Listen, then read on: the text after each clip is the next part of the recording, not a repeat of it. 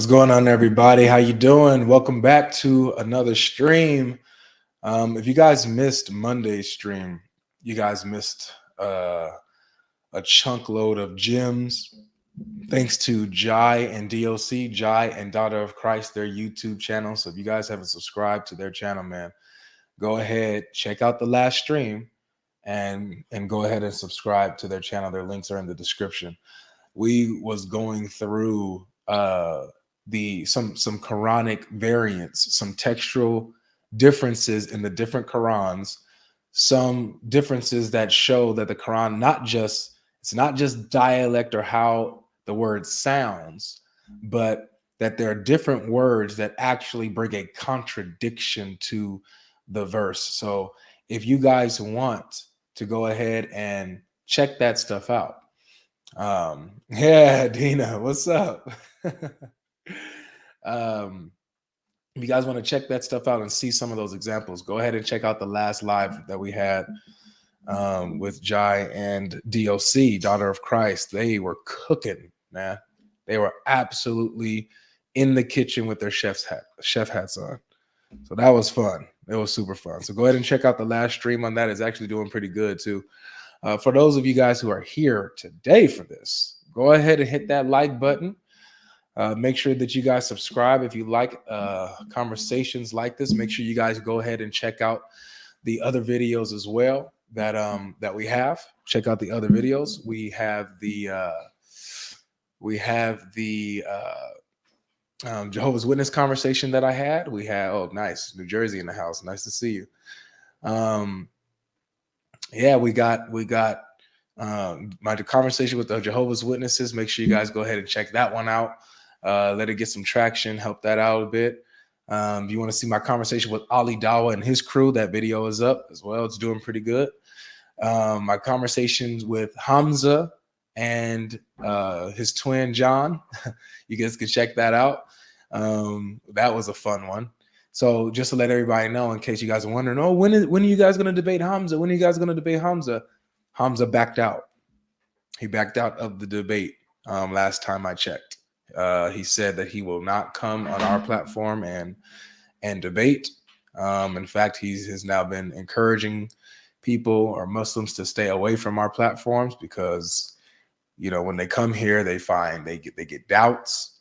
So he is no longer going to be engaging with us in debate like that. So, surprise, surprise. Whoever said that beforehand, you are a prophet or prophetess, because I saw a couple of you guys saying they're going to find a reason to back out, which they did. So it's not going to happen. It's not going to happen at all. It's not going to happen at all. But all right. So we got a guest here. We got a guest here who's waiting. We're going to do a few Muslim guests here on YouTube. I might open TikTok and see what kind of crowd, what kind of folks we can get on there to engage as well.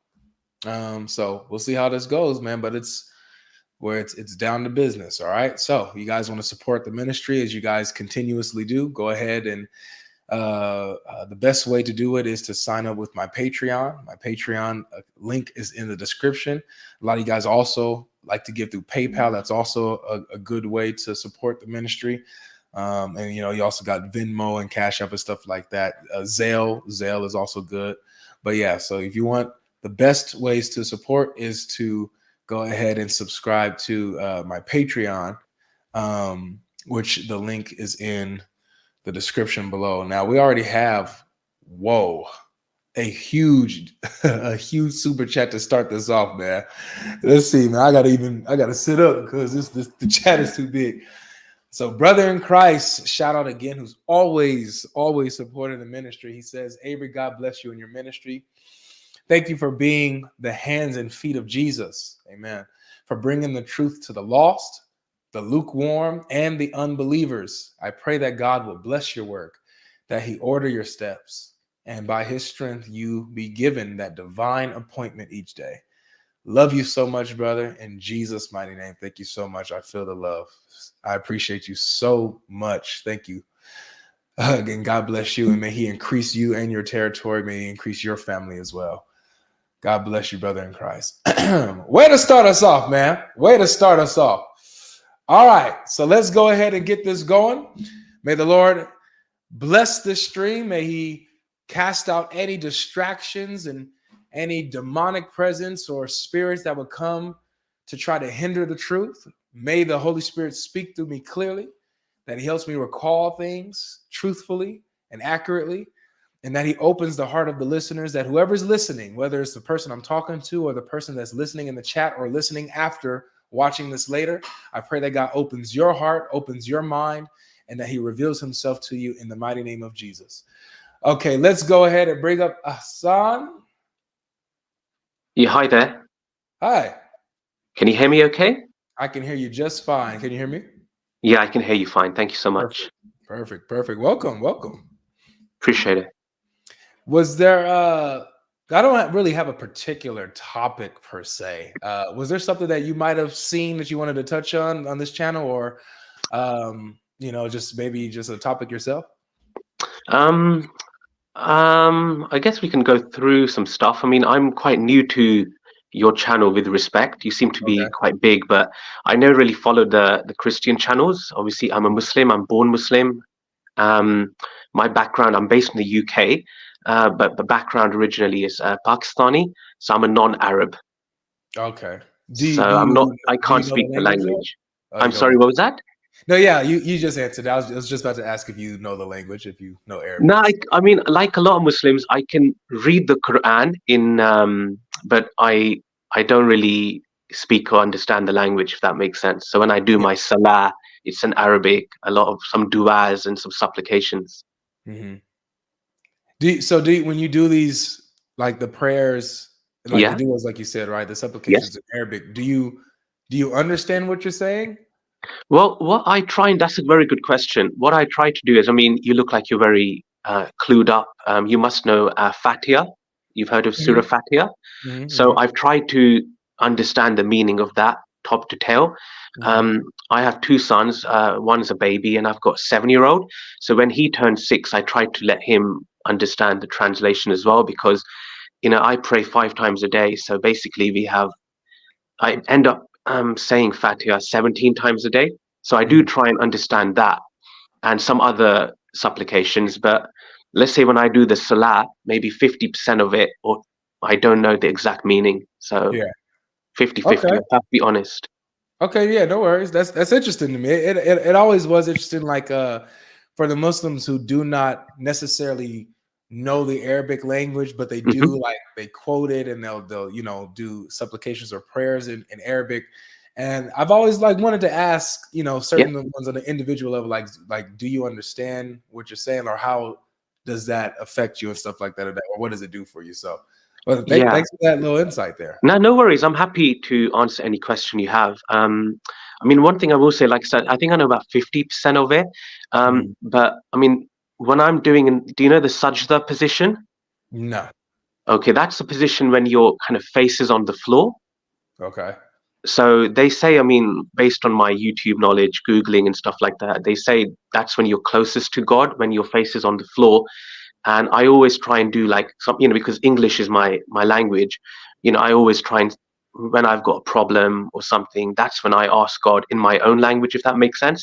Because there are supplications, but they date back maybe 1,000 years. But let's say if I say, I hope I get that job interview, I hope my son's medical goes well, that's all in my native language, because obviously in our paradigm, God understands everything, all languages. That makes sense. Okay, nice. Yeah, understandable. So what convinces you then, I would ask, that Islam is true? You said you grew up in it, but you have your own family now, and you're an adult, so you're away from, I guess, other influences. You have your own mind and stuff like that. So for you, what convinces you? Like, what's one thing I would say that's big that you're like, yeah, this for sure is the truth, without a doubt? Yeah. So like I said, I was born into it. I've never been that religious initially, because when you're kind of born into it, you live in a society like in England.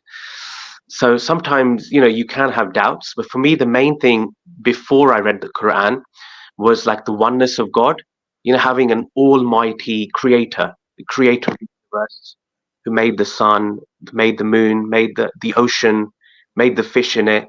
That always made sense. And that, it's like I've got a kid, and like, when he like bumps into a table or something, I sometimes am like, like I'll hit the table and he stops crying then, because it's like there's that justice. So for me, always, I think knowing there's one creator, emphasis on the one who created us, who's testing us, and who we're going to return to judgment, has always made sense. Okay. So this idea that there is one God and creator of all things, and this one judge who is just in all his ways, who will bring justice to the earth and to those who were wronged here, and things of this nature. So that belief just logically makes sense to you. 100%. So that's always been the case. And there's some interesting comments I can see. But, like there is something someone mentioned about terrorism, and I will say, like, I'm like a bit older than you. I'm 39. So a few years ago, you're working with a lot of non-Muslims in a liberal society. I did start to have some doubts. So then I read the Quran for the first time 2 years ago with translation, cover to cover.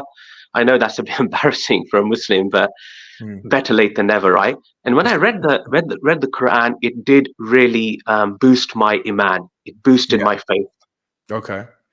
All right. So what would you say then to other religious groups that also like have the same kind of fundamental that you do, that they believe in one God who is the creator of all things, and this God is also the judge who will judge righteously when the time comes and hold people and things accountable for what they deserve, and also show mercy and grace and things of this nature?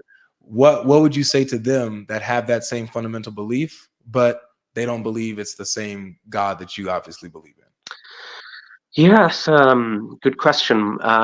You really know your stuff, God Logic. For me, off the cuff, so if I think of the religions from my perspective, which believe in one God, so it's not the Hindus, so let's reject them, okay?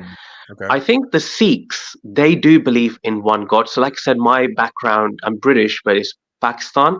And Pakistan, India, there's a Sikh community. Yeah. So they do believe in one God, but based on my understanding of Sikhism, is they kind of copy and paste. I'm sorry if there's any Sikhs in the audience. They copy and paste from Hinduism and some of the sort of Sufi branch of Islam, the kind of more, that part of the Islam, if you look at the book. And the other thing about Sikhs, I find, they're all one ethnic group. They're basically Punjabis or North Indians. And I think they seem to be very much happy with their community. So based on that, it seems very ethnic. Based on my understanding, maybe you know better than me, because it's very ethnic, and because it seems to copy paste from Hinduism and Islam, and because it's very new, I would reject Sikhism. So I'm happy to move on unless you got any questions on that. So you would say that because it seems to basically, it's not original to it's like not unique to itself, but it pulls from other things to kind of make itself what it is. Yeah, I think I see where you're going there. But what I mean is, if you look at Hinduism, it's kind of like paganism. So again, I don't want to disrespect Hindus. Speak true. But with Hinduism, I don't think I can eat God like a cow, and I don't think God is blue, and I don't believe there's like so many different gods, and I don't believe God. I think if I look at my teeth, and if you look at your teeth, we have kind of canines. So why would God give me canine teeth if I'm not supposed to eat meat? Does that make sense?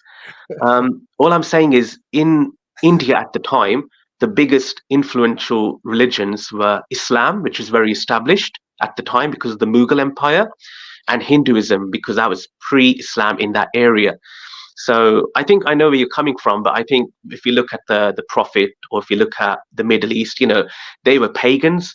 So they weren't like surrounded by a dominant Christian empire. But that's my point, Sikhism. If I move on to the other religion, which I think is very much about one God, please do let me know if I'm taking up too much time there.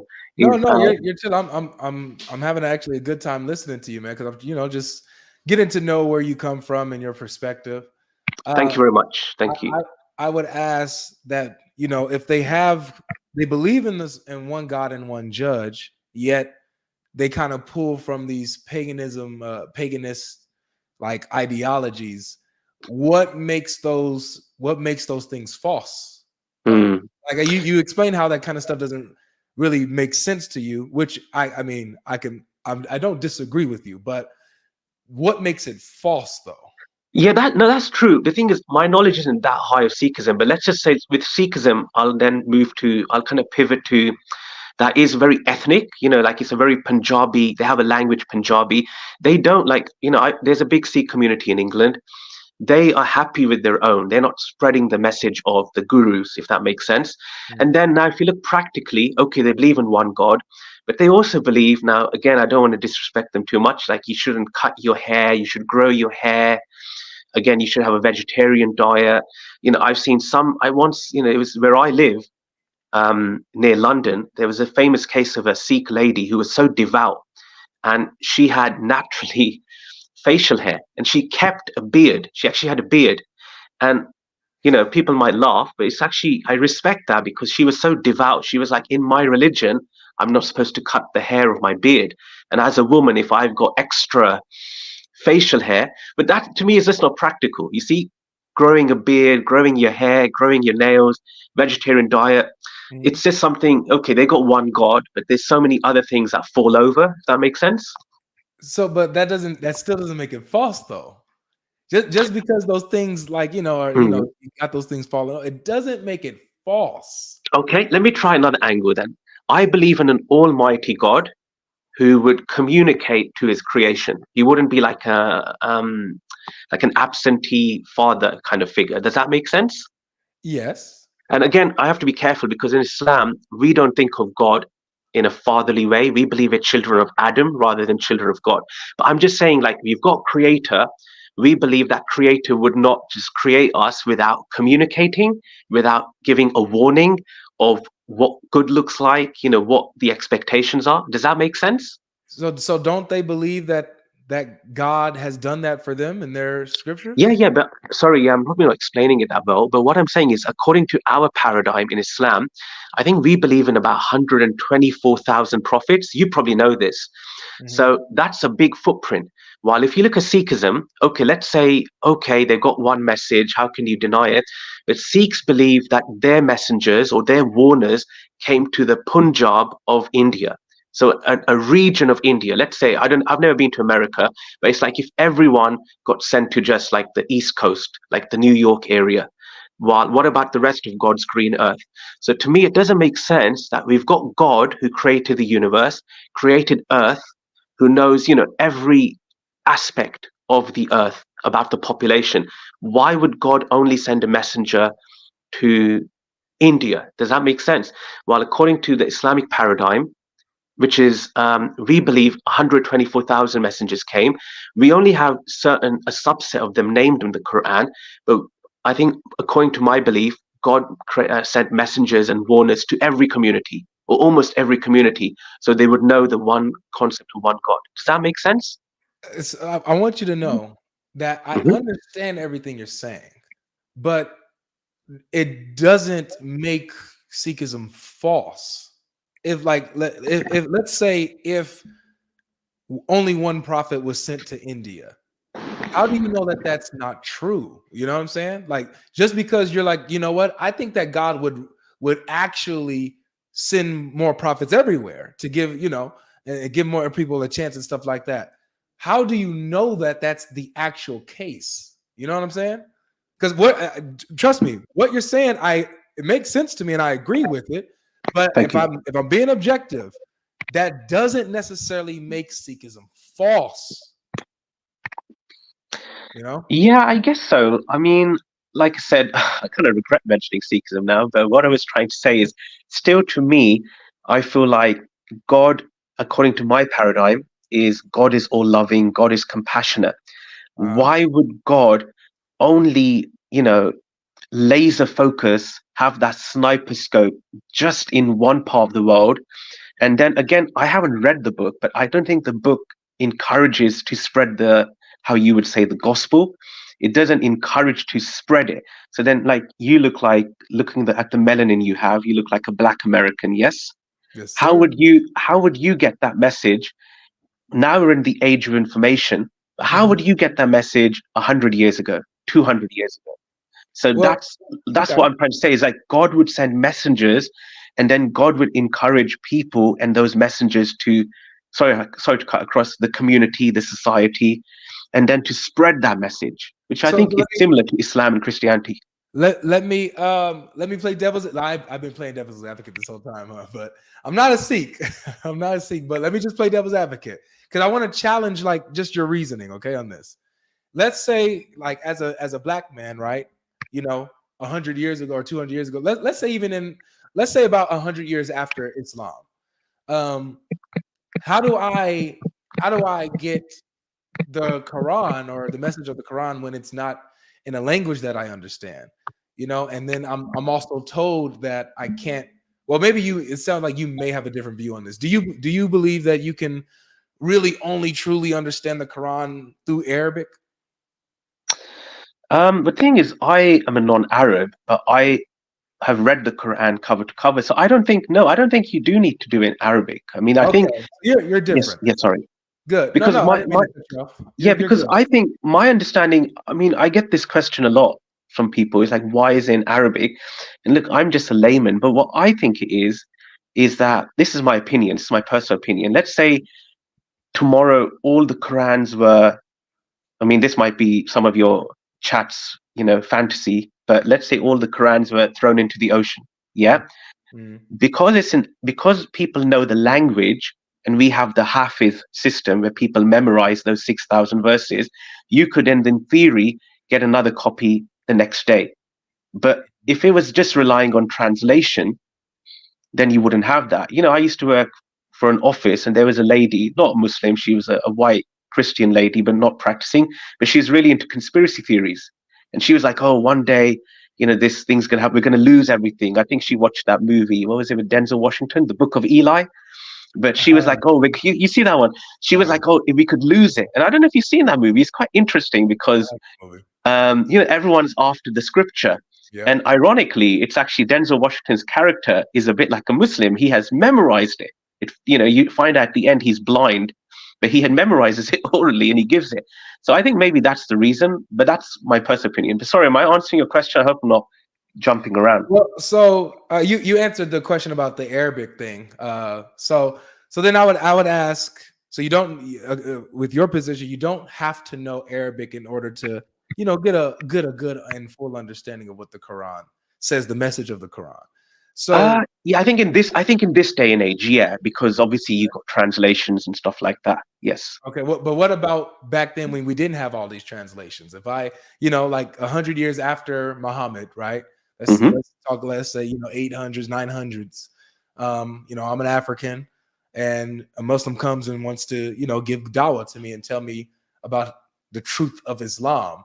Can I receive that truth if because I don't speak the Arabic language? Yeah, but I think you still could, because I think really, Islam, to me, the key building block is the belief in one God, and the belief that he is testing us, and we're going to return to judgment, and that there's going to be hellfire or paradise. I probably should have mentioned that. I don't think that's in like the Sikhism paradigm. And that kind of makes sense, because when you see, let's say you're a Black guy, your ancestors have, I mean, I don't want to go there, but like when I read one of the best books I read, apart from the Quran, I would say, is Malcolm X's autobiography. When you hear about all the problems that happen to the Black community and other communities, and I think some Arab people were complicit in that. So I'm not trying to just blame it on the bad white guy. I'm not trying to say that. But it would make sense to someone who's suffering to know that, what, there is going to be judgment, and anyone who abused me, who misused me, who gave me injustice, I will get my, I'll get my justice back. So for me, that's a key thing, because if you look around, children have cancer and there's so much injustice. There has to be a creator who is gonna kind of equalize it all. That's what I'm saying. So how do you know that your creator is the right one? That's the question. Because like I said, there's these views that have these same beliefs. One God, judge who's just at the end of the Yeah, day. but again, like I said, let's just if we park Sikhism. So I was just gonna say, like, if I look at other religions now, so with Judaism, they believe in one God. Mhm. But when I look at some of the things in Judaism, I think please don't put too much of a spotlight on what I'm saying, because I'm going from my information online rather than reading the scripture. Yeah, but it's like I think God can forget, God can regret. I think the story of God wrestling someone, WWE, that never really Yeah, no, so resonated with me. it's not that God is literally is forgetting or resting or tired. So the verse is about the Sabbath day, where it talks about how God on the seventh day ceased from his creative work. So it's translated as rest, but really it just means that he just stopped working. Not that Okay, what about the wrestling though? yeah, so there's a time where he came and wrestled with Jacob. Uh, Hmm. but yeah, that's See, that just sounds silly to me. I'm not trying to be rude, but that just sounds really silly, because I said wow. at the beginning, which I know I'm waffling a lot, is the beginning was my belief before I read the Quran was Almighty God, like a limitless God, I should say. I have to be careful with the word limitless. Limitless with what fits His majesty, but not someone who can be taken down by another man, But he or wasn't taken down. yes, but not someone who can start grappling with him, like John Cena might grapple. I don't know Do- who he is these days. You So, see what I so mean? let Grappling. me ask you this, like for example, because this is how the story goes. The story goes that Jacob held on to God until God blessed him, and so God rewarded him because of his faith for holding on to him, and but God just touched his hip and broke his hip. But that's he didn't. It's like if you have children. You ever wrestle with your kids sometimes? Yeah, a little bit. Yeah, and are your kids able to take you down, or when you wrestle, Not quite yet. Not quite yet. yeah. So it's not that they have strength over you or anything like that. Like if they're holding on to you, you can easily get them off of you if you want.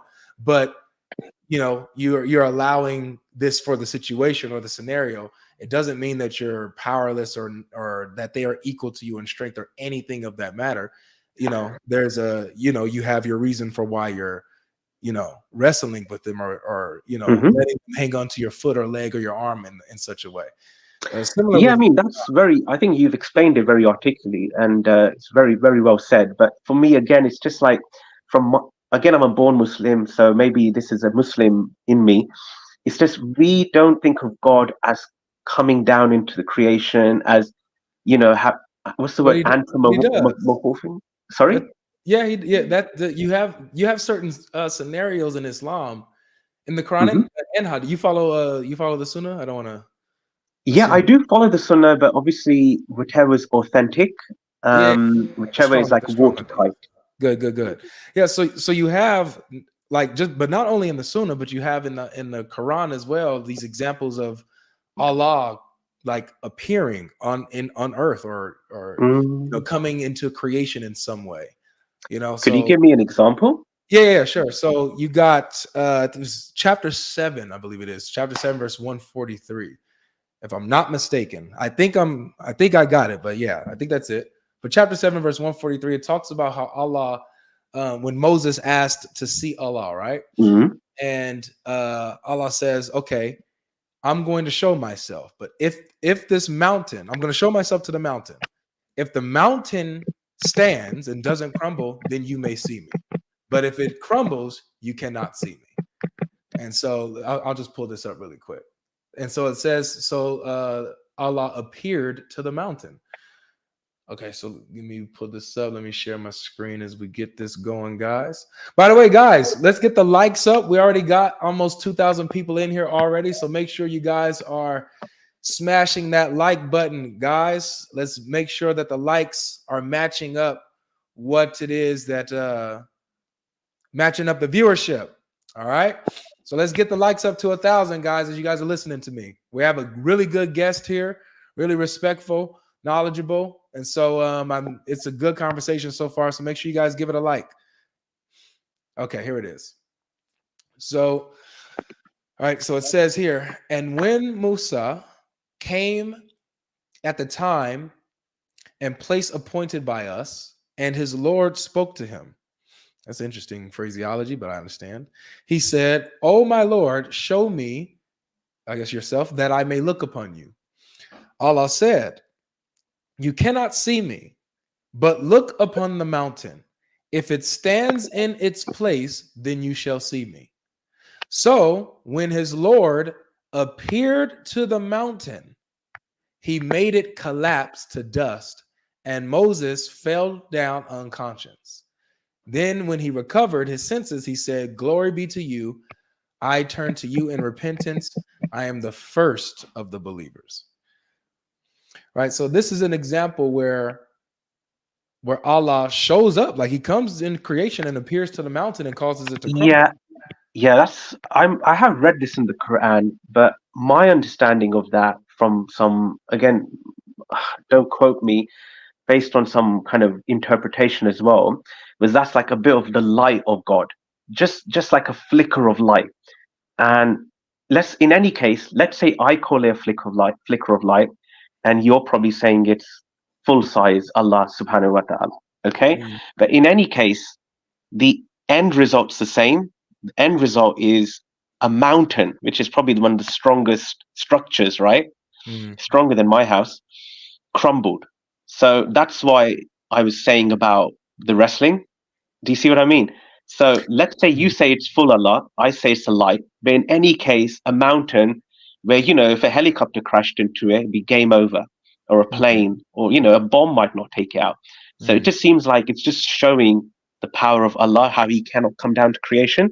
So that's the thing with Judaism. And then I was just going to say also, again, like Sikhism, I find, maybe you know better, but Judaism is just very, it's so ethnic.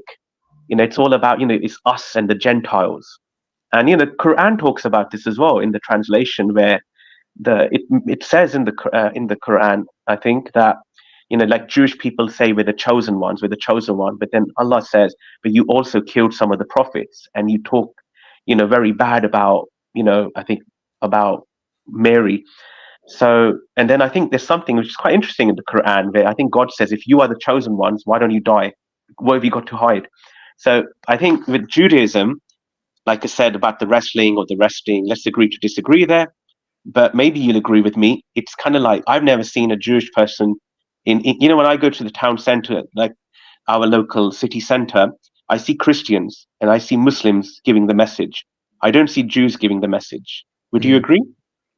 Yeah, they don't really proselytize, but I wouldn't call that real Judaism either. I believe true Yeah. Judaism is about evangelism. Like Jesus and the apostles, they were Jews, Yeah. who were sent out evangelizing. So, but Yeah. I wanted to comment on this really quick because Go ahead. I don't want us to add to the verse, and I'm not even Hmm. saying uh, that it's Allah in His fullness. You Hmm. know, whether it's a flicker of Allah or whatever, Yeah. Allah appeared in creation somehow, and he did it in a way where only it's the mountain that crumbled and not the entire cosmos. You know what I'm saying? Like if he wanted to, he could have caused the entire galaxy to collapse, couldn't he? By his sheer mere presence, by his glory, everything would have collapsed. But he did it in a way. He showed up in a way where it's only that the mountain collapses. He appeared in creation, but only the mountain collapsed.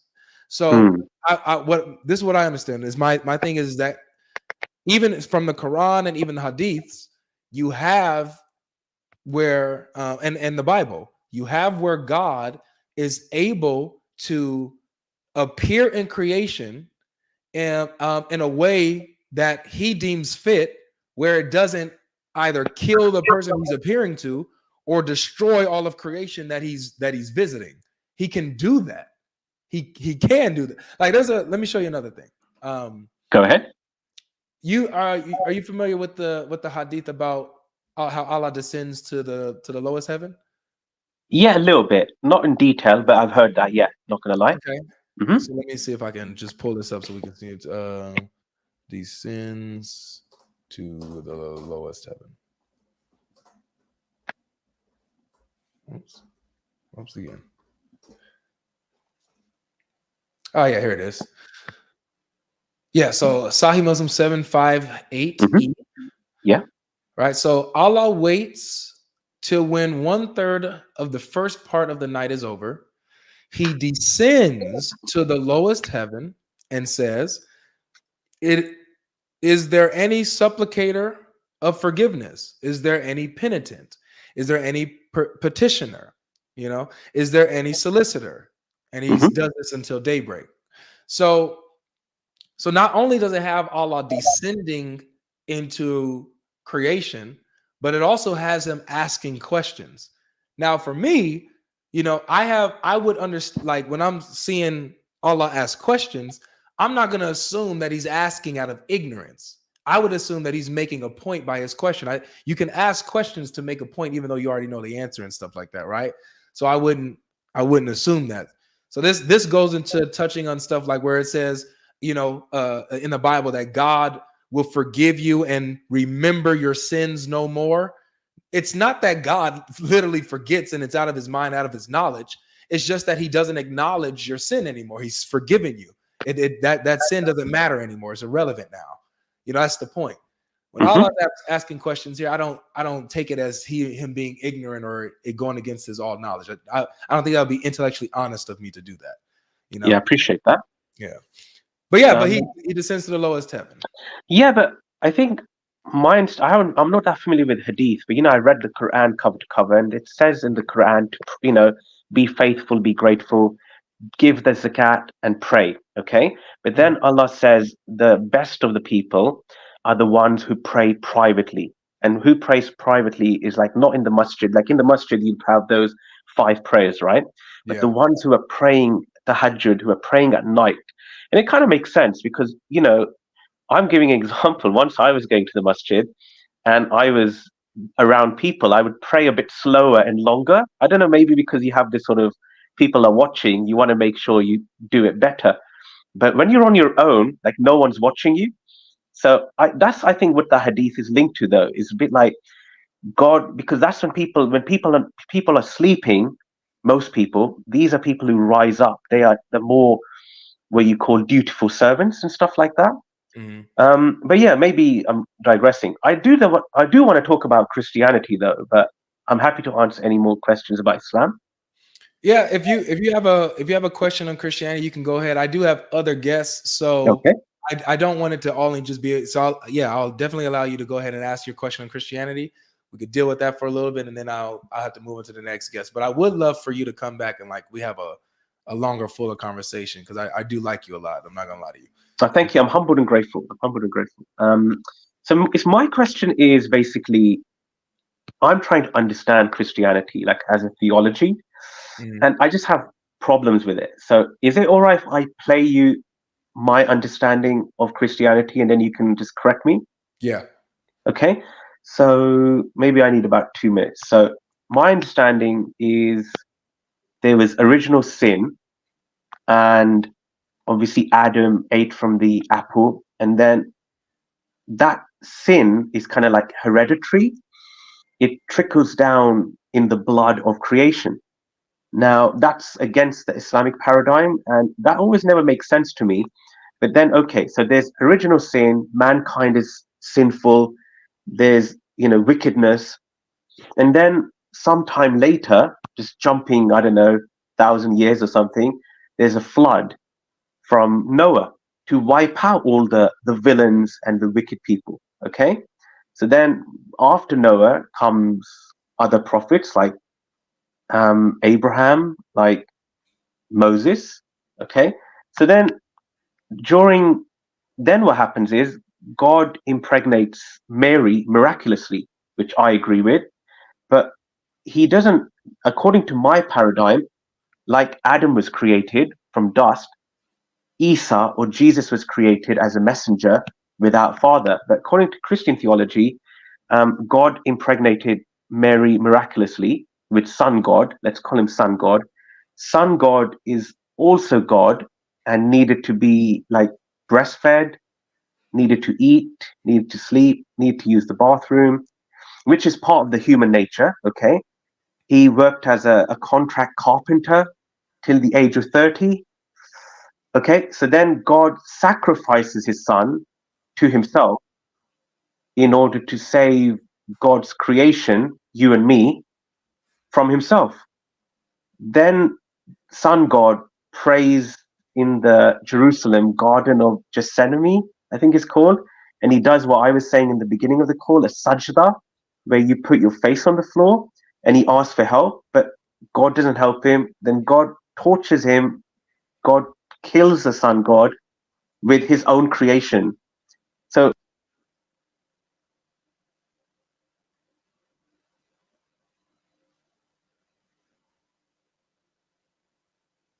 Are you there? I think I lost him. just for equality. Can you I'll hear stop me? talking then. Yeah, sorry, I'm done now. Thank you. Okay, yeah. All right. So just to start off, so original sin is not that we are being we don't carry Adam's specific guilt for what he did, Mhm. but him sinning is what caused sin to now enter the world. And now because of that, we are born with the urge to sin, the nature to sin. That's what original sin is. The concept that we are now born in the sinful world with the nature to sin now, this proclivity to sin because of what Adam did. And I know that you have like you don't necessarily have this idea of a sin nature or being Correct. born Yeah. with the proclivity to sin Mhm. because of what happened in the garden in Islam, but you do have this idea that we're here out of paradise because of Adam in Islam. Like he was in paradise, he wasn't on earth in Islam. He sinned against Allah. They ate the fruit and stuff like that, and then Allah cast them out of paradise, which is why we're here now and not in paradise. And so you kind of have that. And when it comes to sin, this is the fundamental issue that Christianity deals with directly. It deals with man's proclivity to sin. That's it. It recognizes it. It doesn't deny it. It recognizes the actual sickness, which is our sin. And so that's why Jesus, being born of a virgin, purely born, no contamination, holy and pure, right, comes down as the Son of God, takes on flesh, which is what, as you described, Yeah. like he does these things according to the human nature and is able to die according to the human nature, because his divine nature cannot die. He has two natures called the incarnation, divine nature, human nature. According to his human nature, he is able to experience death, separating his soul from body. He's able to experience death through his human nature and give his life as a sacrifice to the Father, right, to appease the Father's wrath, because according to God, blood is the atonement for your sin. That's what is required. The wage of sin is death. So what God does is, instead of killing us, he, in the person of the Son, takes on human form and dies in our place, so that his wrath is dealt with, his sin is punished. Sin is punished, not his sin. Sorry, sin is punished and dealt with, and now mercy and grace is given to us because we believe in the sacrifice and salvific work. Okay, so that's Christianity. Yeah, but does that make sense to you? Like when you put your head on the pillow at night, you don't ever think that it just seems like mental gymnastics? What part? I mean, that God had to come down to creation to forgive. Why couldn't God just forgive? Because God is just and holy.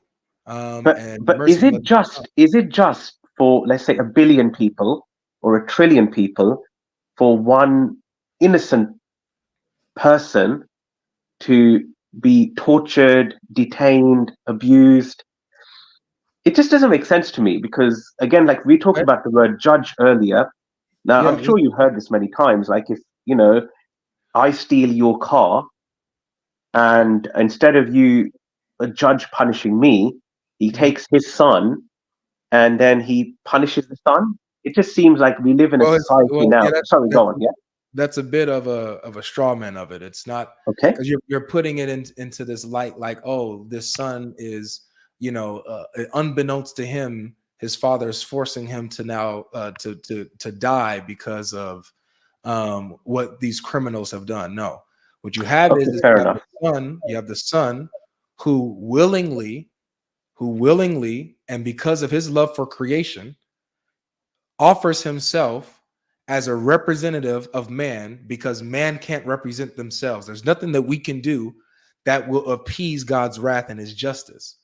And he knows that. So because of that, and because he loves us, God the Son, God in the person of the Son, Hmm. comes down and represents us on our behalf. He didn't have to do it. He could have just wiped us out. He could just send us all to hell and be done with it. But because he loved us enough, he said, I'm going to do it. There's no one good enough to appease my wrath, to appease my justice. I'm going to do it myself because I love them enough to do this. So it's Yeah, not and I mental appreciate I've gymnastics. been on a long time, but let's just say I make a car, and then the car kind of breaks down sometimes or hits a few bumps in the road. And let's say I've created it. I mean, I'm not going to burn the car. It's because how I've designed the car, if that makes sense. So if God is all knowing and he created, like, according to the Islamic paradigm, angels are like robots, while we humans, like you and me, we are slaves of God, we're servants of God, but we are like chainless slaves with free will. So I just don't get, like, when you say that if God wanted to, he could have damned us to hell. But all this for the, for the original sin and for No, but this, it's because of your own sin. Like, so remember, I broke down what original sin is. yeah, Original but I don't think sin. I'm that sinful. See, I don't think I'm sinful. My son isn't sinful. Let me ask you: have you ever lied? Yes, Okay, so you're a liar by your own admission. Have you ever stolen anything, even if it's small? yes, I have. Yeah, So you're a thief. Have you ever looked at a woman with lust out of marriage? yeah. There's a little trinity going on. Yes, I have. Yeah. But yes, so you, according to Jesus, he says, whoever looks at a woman with lust, he's committed adultery with her in his heart. That's Yeah, how but yes, God God sees it. logic, but that's you using the Bible or your scripture. We're, And maybe we should. we're talking about Christianity, right? No, that is true. But what I mean is, Good. it's like I'm going by my paradigm where God is all merciful, and that's what I love about Islam. It's very practical. But You hold on, know. wait. Yes, Hold go on a on. second. Sorry, go on. Notice this. So with, according to Christianity and according to Islam, you're a sinner, because if you've lied, that's a sin in Islam. If you've stolen, that's a sin in Islam. I don't know if it's a sin to lust. Is it a sin in Islam to lust after a woman? I think so because as a man, I'm supposed to lower my gaze Right. at Okay. any woman. Yeah, I'm supposed to Okay, lower good. my So gaze. even in Islam, it's a sin to lust after a woman, even in your heart. So with these laws and commandments that God has revealed to us, you have fallen short of God's laws and commandments. But however, you're saying Allah is most merciful, right? He's Hmm. most merciful. So all you have to do is ask Allah to forgive you, and boom, you're forgiven. Sin is swept under the rug, right? Well, I mean, there's if you look at a Muslim, we have a proper playbook, proper rules. So I don't know if I'm guaranteed paradise, God logic, even Mhm. though I pray 5 times a day. I follow the dietary rules. I follow all the 5 pillars. I haven't been on Hajj because money and family commitments, but Yeah. I fast. But still, I don't know when I put my head on the pillow Yeah. if I'm saved. So I don't think it's as simple as that because God's the best of judges. But I'm sorry, So maybe I'm taking up a lot of time. Oh no, But what I no. was This is it. I feel like this is an important. This is an okay, go. important But piece you see, of it. I don't think it's like I don't think I'm saved. I do think I could, Okay. God forbid, I could go to hell. But according to our paradigm, a Hmm. Muslim, as long as he doesn't associate partners with God, shirk or shirk, as you Yeah, say in yeah, America, as yeah. long as I don't commit shirk, but I'm doing these sins, I will never go to hell forever. As long as I believe in the main belief Right. of So you'll Islam, go to hell for a certain time, but then which I don't want to go to.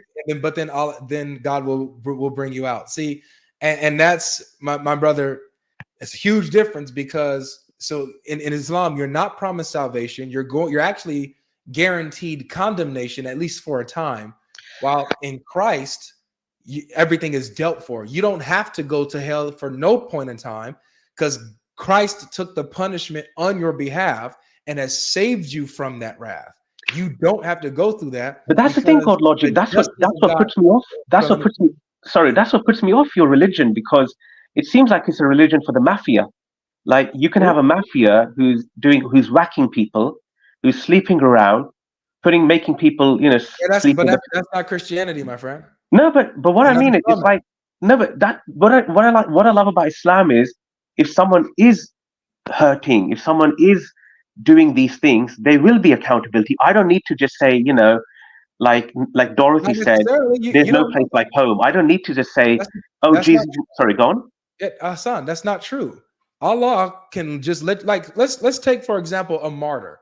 According to the Quran and Hadith, a martyr goes straight to paradise. There's no little waiting in the grave or anything like that. The martyr goes straight to paradise because he died for the cause of Allah. Now, this martyr, the martyr is a sinner like all of us. They've sinned in their life. They've lied, stolen, or whatever they've done. They've fallen short like all of us. But they get to go straight to paradise with no punishment, nothing being done.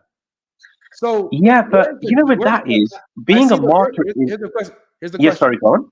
I see the mercy there, but where's the justice? Where's the justice if the sin goes unpunished? Yeah, but again, no judgment. No one really knows exactly what's going to happen in Judgment Day. I think there's a hadith. Don't quote me. I heard this in the masjid, where God will, in Judgment Day, there'll be three men. One was like imam. One is like someone who does a lot of charity. And so one is like an Islamic scholar. One is someone who does charity. And one is like a warrior of Islam. And then God will ask them, where you're a martyr. The martyrs will say yes. The teacher or the imam will say, yes, I taught in the name of God. One will say, I fought in the name of God. And one will say, I gave charity in the name of God. And I think this is hadith where God says, no, you're going to go to hell because your intention was wrong. You didn't do it for me. You did it for glory. And there might be people like that. But I guess with the martyr, when I read in the Quran, at the end of the day, God Logic, you look like you're a dignified, honorable guy. But it's not easy being brave. If someone maybe has a knife and they're going to attack maybe your neighbor, it takes guts to fight and struggle. So that's what I think a martyr is in the Islamic paradigm. I know there's sadly, a lot of terrorism. And that's one of the reasons I read the Quran, because I wanted to know more about it. But what I mean is, a martyr is someone who gives up his life to save someone. Surely they should be rewarded. Well, actually, in Islam, a martyr is one who gives up his life in the cause of Allah. Is the one who is fighting on behalf of Islam in war and loses his life for Islam. That's what a martyr is. Yeah, but now, I think if you're protecting your property, if you're protecting, go on, sorry. Yeah, so I wanted to touch on this though, because about the justice of, because you have a problem with, Jesus sacrificing himself for our sins, and you're saying, oh, that's not right or fair, for that reason, and that Allah, he could just forgive you and stuff like that. But that's not even the case in Islam. In Islam, you as a Muslim, you're not just forgiven and brought out of hell or whatever. That's not how it works.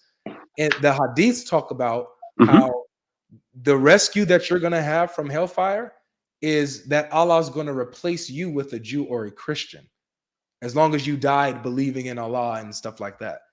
So he's going to save you from hell by delivering a Jew and a Christian to take hell in your place. Okay. And that's like, it's a similar concept of atonement, really. Like Jews and the Christians are the sacrifice for you. Look, there it is. Yeah, and I'm familiar with that, but but my understanding of that, God Logic, was these are Christians and Jews who haven't heard the message of Islam, who are basically, the full-on disbelievers. They know the truth in their heart, but they're carrying on with their forefathers. So these people are, what I mean is, their end game was hell anyway, if that makes sense. Yeah, but they're not replacing. I mean, if their end game was hellfire anyway, then they would already have their own spot in hell. but instead these Muslims who deserve hell are being replaced by these Jews and Christians. So do you see the substitution here? It's substitutionary atonement here.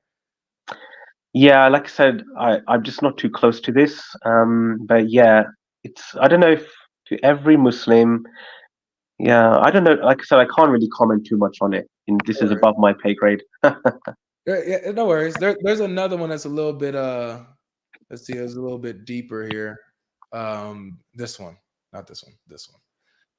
It says, there would come people amongst the Muslims on the day of resurrection with as heavy sins as a mountain. So these people are sinful. They deserve hell, right? And it says, and Allah would forgive them, and he would place in their stead the Jews and the Christians, right? And so notice how you still, even in Islam, you have substitutionary atonement for Muslims, but it's being done by sinful Jews and Christians taking their place. While in Christianity, the substitutionary atonement is the Holy Son of God who voluntarily comes and gives his life as a ransom. Yeah, that makes sense. But again, not trying to disrespect you, God Logic. I really enjoyed the conversation. For me, thank you. I just can't understand. And you didn't mention about the Noah's flood either, but I just can't understand why God would come down as a human. Why would God be a contract carpenter until the age of 30? Why not do all of this Roman cross crucifixion at 20? Why not 18? Why was he busy making tables and chairs and stuff till 30? But see, this is what we can both do this. We can both do why did Allah decide to send the Quran down in the 7th century and not the 4th century or the 3rd century or Yeah, but isn't that? I can probably give my comment on that.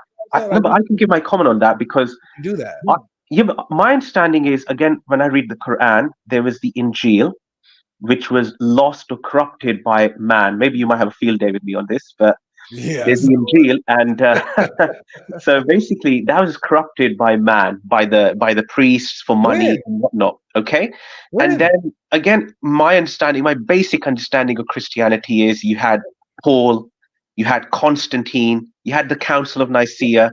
Why did Allah allow that to happen? Why not preserve the gospel and stop Paul?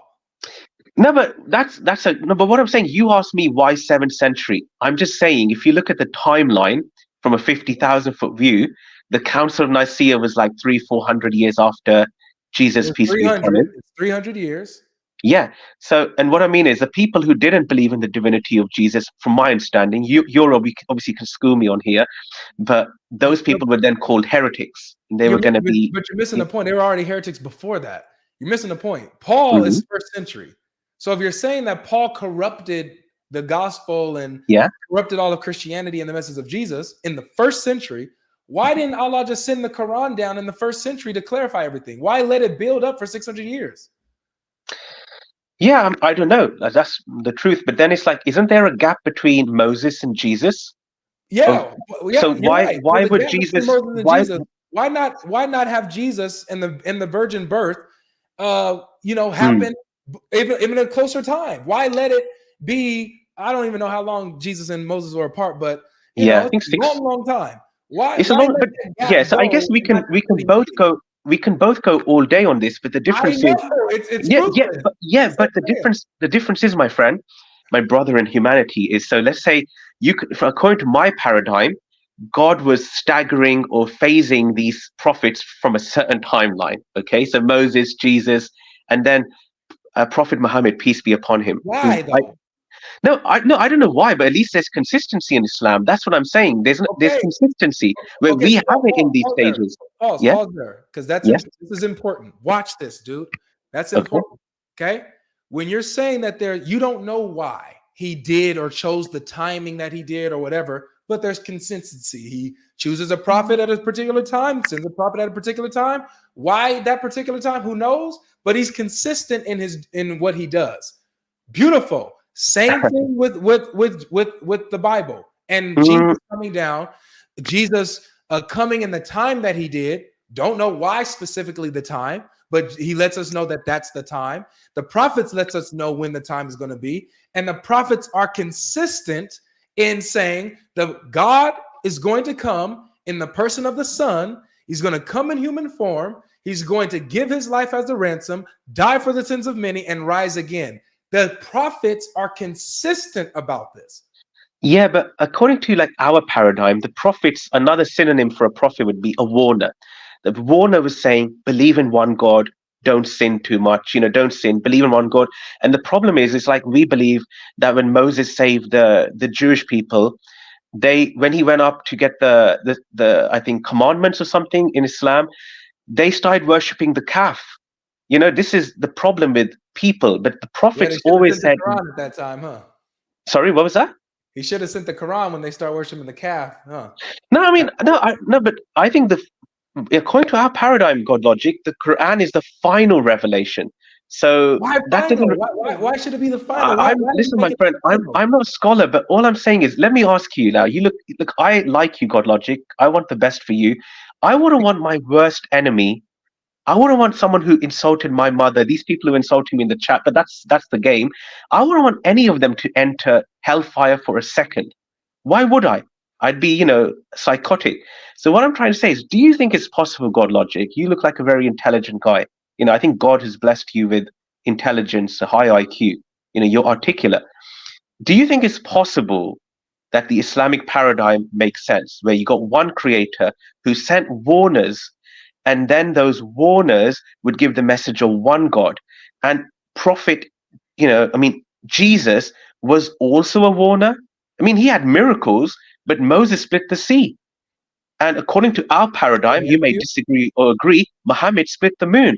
So I don't understand it. Why can't he be a prophet? Even in the Bible, it says the only true God is the Father. Sorry, go on. Let me answer you.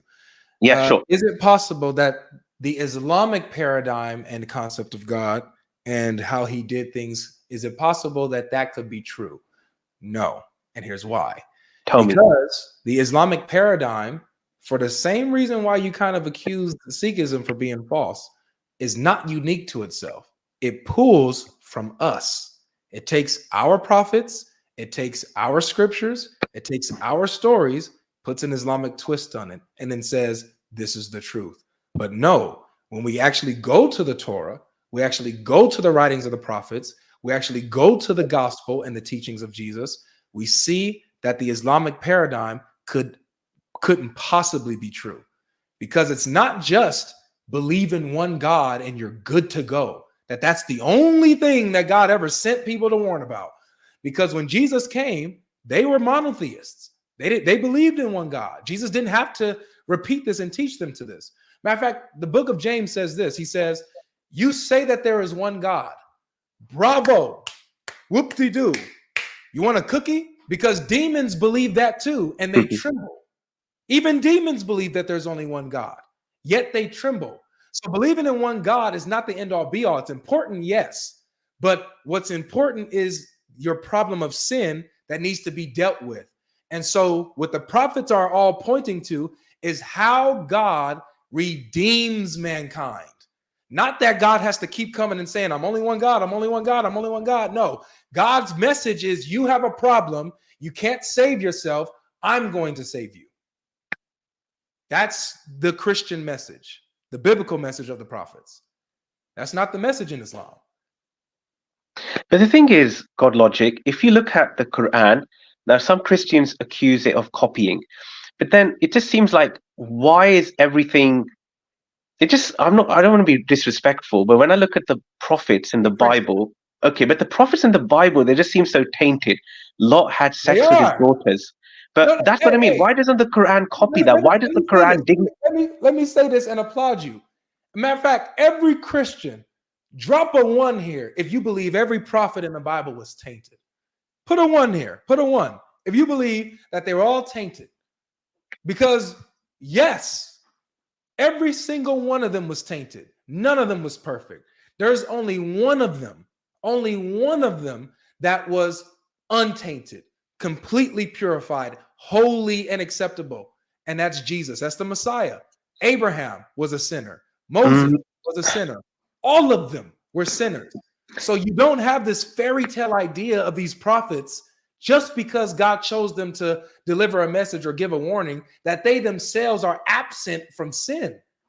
Even the Yeah, but Quran God talks logic, that escalated quickly, isn't it? It's like you about asked me, have I looked at a woman with lust? And I said yes. But there's a big difference between that. I don't have daughters, but there's a big difference between that and me having sex with my daughters. Do you see what I mean? well, Like it just Lot's seems not a prophet, so but yeah, I mean that's a sin. Lot's That's not a prophet in the Bible. yeah, Lot's not a prophet in the Bible. Oh, okay. All right. But I mean, but he was a good man who fell. His daughters got him drunk, and he didn't know what he was doing, and they took advantage of him. Okay, He what about sinned by is being David a drunk. They prophet? sinned by taking advantage of him. It was disgusting. Is David a prophet? David's a prophet, and he sinned. He committed adultery. I mean, he committed adultery. I think he tried to get that guy whacked, Yeah. and then God obviously kills his baby. But again, I think maybe I hope I'm not gish galloping, but I just feel like God logic. You should don't laugh. You should read the Quran When with a you say don't sincere laugh, heart. that makes me want to laugh even before you say something. I Don't know. do I'm telling. That's why I've come here. I feel like all the people here. We do what I did. I read the Quran 2 years ago, so not long ago, after COVID, yeah, with a sincere heart. And what I see in the Quran is so much justice. You know, there's a verse in the Quran, I think it's in Harvard University of Law, about, go for justice, even if it's against your parents, your kin, anyone. And, it just makes sense to me about looking after the orphan, about there's so much about giving charity. And, Oh my gosh. and also Islam gives you a way of life. It No, tells man. you, Oh no, my but you're shaking your head, but like as a Christian, do you know how much I'm charity shaking my head 'cause you and I have a lot to talk about, man. We do. Would you come back? I'll think about it. I'll think about Okay. it. Well, I definitely I don't mean to cut you because I do have to get to the next guest, but man, you and I have a lot to talk. You believe that Islam gives a good way of life, feed the orphans, take care of your parents, and so on and so forth. We have a lot to talk about, man. I would love for you to come back and we can talk about the justice of Islam versus the justice of Christianity. Let's talk about it if you're open. Sure. I'll think about it. But thank you very much for your time. Sorry, I woke up my baby. Sorry, I gotta go. No worries. Well, take Thank care. you. Bye. Bye now. All right, take care. All right. Yeah. I would definitely say a great guest, very respectable. You know what I'm saying? You can have a good conversation with people like that all the time. But my goodness. Obviously, I mean, he thinks that I'm lost, but man, there's a lot that he does not know. There's a lot that he has to see. So hopefully, even if he doesn't come back on the channel, hopefully he sees the videos and stuff like that. Hopefully it pops up in his feed and he takes interest and God convicts him so he can see these things that's in Islam. All right, low level apologist was next. I'm going to go ahead and shorten the time. I won't spend too much time on one person so I can get these people in. I see Rafat, you will be after low level apologist, okay? Because you're third. All right, and then we got, it's going in the order that you guys are in. All right, low level apologist, how you doing? Oh my days, God logic. Oh my days, bro. Bro. Listen, I'm a Christian. But listen. You've helped me out so much, bro. I just had to tell you today, bro. Because I was like, yeah, you got a live stream up. I had to tell you, bro. I'm telling you this now, yeah. Listen, I've had a best friend, right, for 8 years, right? And he's Muslim. And unfortunately, I've only known like this year that Islam was like, and then I came across your channel and I've got bro, it's been crazy. I'm telling you now, like the stuff I found out from you alone has helped me so much. I've created a whole like notes page. I have so many points, like, but anyways, let me just get to the thing that I'm trying to get to because you said you're not trying to waste time. So basically, I've came forward with my friend. Obviously, I've had a conversation with him, and then he told me that I took him through how Allah says that if Muhammad if Muhammad is a false prophet, then he will die by having his aorta severed. Then he died by having his aorta severed. Then I explained that to him. Then we sat down. Then I was like, "Do you understand what this is saying?" He said, "Yes." Then I was like, "Okay, so therefore Islam is therefore false because it couldn't have been Allah or it couldn't have been actually God who wrote the Quran, because Muhammad wouldn't have died the same way. And then he was like, "Oh, it doesn't make sense." I didn't understand what logic he was using. Then I asked him, "What logic are you using right now?" And he just had no answer. Like, I feel like it's come to a point where um he's just literally just choosing to believe what he wants to believe, like regardless of what's been shown to him. Yeah. And I don't know how to progress forward with this. So from ever Well, since that one conversation, sorry for interrupting you. Ever since that one conversation, like, I've been trying to have more conversation with him, and he doesn't really want to talk about it anymore. It's like he's completely closed off. yeah, never stop. This is what you should do. You should show him the character of Muhammad. Talk to him about. Have you talked to him about Aisha, him sleeping with a little girl? Yeah, I told him, and then he was like, "Oh, if Allah says it, then yeah, it's okay, it's right." So he's Just basically objectively, like, whatever Allah says, it's true, it's correct. Do you get what I mean? so even him sleeping with a little girl, you think that's okay? He said, yeah, he said if Allah says it, then it's Okay. okay. All right. So Yeah. ask him. Ask him. What you need to do is ask him why Islam is true. To ask him why he believes Islam is true, and then use what he says to refute him. Okay. If he That's it. says, "Oh, because there's no contradictions," show him contradictions. If he says, "Oh, because whatever," you like use what he says to show that he is that his religion is actually false. The same reasons. Okay. All right, perfect. Thank you very much for this short convo. Yeah. God bless you. Again, you're really doing more than you think. I don't think you understand. Like, you're really helping out more people than you think you are. Praise God. Like, keep going, man. Keep going. Thank you, man. I appreciate it. Appreciate it, man. All right, take care. God bless you and your friend, bro. All right, Rafat, you're up. How you doing? You're muted. Hello, how are you doing? Hello. Pretty good. I'll just stop my cam now, if it's okay with you. Yeah, that's fine. It's okay. Yeah. Okay. Hey, brother, how are you? I'm pretty good, my friend. Thanks for coming through. Thanks for showing up. Thanks for showing your camera, so I know you're not a troll and stuff like that. No, not a troll. I'm just here to talk. All right. So obviously, I'm assuming that you're a Muslim. Are you Yeah. a Sunni Muslim? To be clear, Alhamdulillah. you're- I don't know why people call it Sunni Shia. I mean, in the Quran, it's saying like there's no sect. So if someone says I'm a Muslim, I'm a Muslim. No Sunni, no Shia, just Muslim. well, the But reason why the reason I know. why I mean, the reason we say it's Sunni because it refers to like we follow our prophet's teaching. So Yeah, if it's exactly. that, then it's that. But other Exactly. than that, just Muslim, nothing else. Yeah, that's the reason why I asked, because Yeah. if I know that you're Sunni or Shia, I wouldn't want to quote you Sunni sources if you're Shia or Shia sources if you're Sunni. You know what I'm saying? So I want to use what you deem authoritative. Okay. But yeah. So tell me, my friend, why do you believe that Islam is the truth? Islam is the truth. Okay. Partly because of the Quran, obviously, Mm-hmm. because how it came to us, how it has been preserved, and then for Allah, and then for the Prophet Muhammad Sallallahu Alaihi Wasallam. So to me, it's like in Islam, how our God is just have given the description for us, like in Surah Ikhlas, chapter 112. So that makes more sense, first of all. So I don't have to do anything to like think hard or anything. I just know, okay, so he's Allah, he's God, has no family or anything, and he's sustainable and everything. So that makes sense. And then we come to Prophet Muhammad, his life, and then you kind of like build up from there.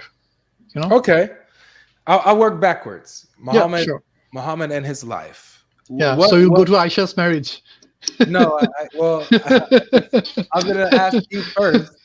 I wasn't gonna just jump straight into Everybody does it. Everybody does it. What about That's the Muhammad's main crux. That's the main crux. life? Right. Yeah. But yeah. So what about Muhammad's life? I guess convinces you that he truly is a prophet. First of all, I mean, according to our tradition or like our history, I mean, he was not someone who was a liar, right? So if he wasn't lying and he says like, yeah, indeed an angel came to him and Islam is the only true religion, so, and we should follow it. So that kind of does it, right? Okay. So we don't deem him as a liar or like schizophrenic or sick, anything like this, or a warmongering warlord or something. Okay. Okay, Got so you. we indeed believe like, yeah, he was the best of his characters in his time, and Okay. obviously if you try to juxtapose his character now, Mhm. it may or may not make sense, because just suppose 100 years back what we did and 100 years up now what we do, it kind of doesn't make sense. Mhm. So there's a lot of things to do with time, but you get my point. Okay, I hear you. I hear you. I So mean, just a simple thing like back then, I mean, I think 1400 years ago or more, uh, boys like 10, 11 years old just would just go to war or be in the farm with his dad, or much younger. So okay. our life wasn't like this, like we have no education, do this, do that, we have a well Sure. It prolonged wasn't. It childhood wasn't and like this. teenage Uh, years. So it's really different from now. so then Back then, let me ask you what you thought I was gonna ask you. What are your thoughts on his marriage with Aisha? okay, I mean, I don't know, I mean, first of all, it never really like bothered me, because first of all, I mean, the family I'm from, my great grandmother or my grandfather, they were married pretty much early, my dadi or nanu, it's like grandmother, Mhm. we, Okay. we call them dadi or like nanu. So they were both married very early, like I think my dadu was 11 years old and my nanu was like 13 or 12. So it Okay. never really bothered me, so I just understood like it something to do with that time.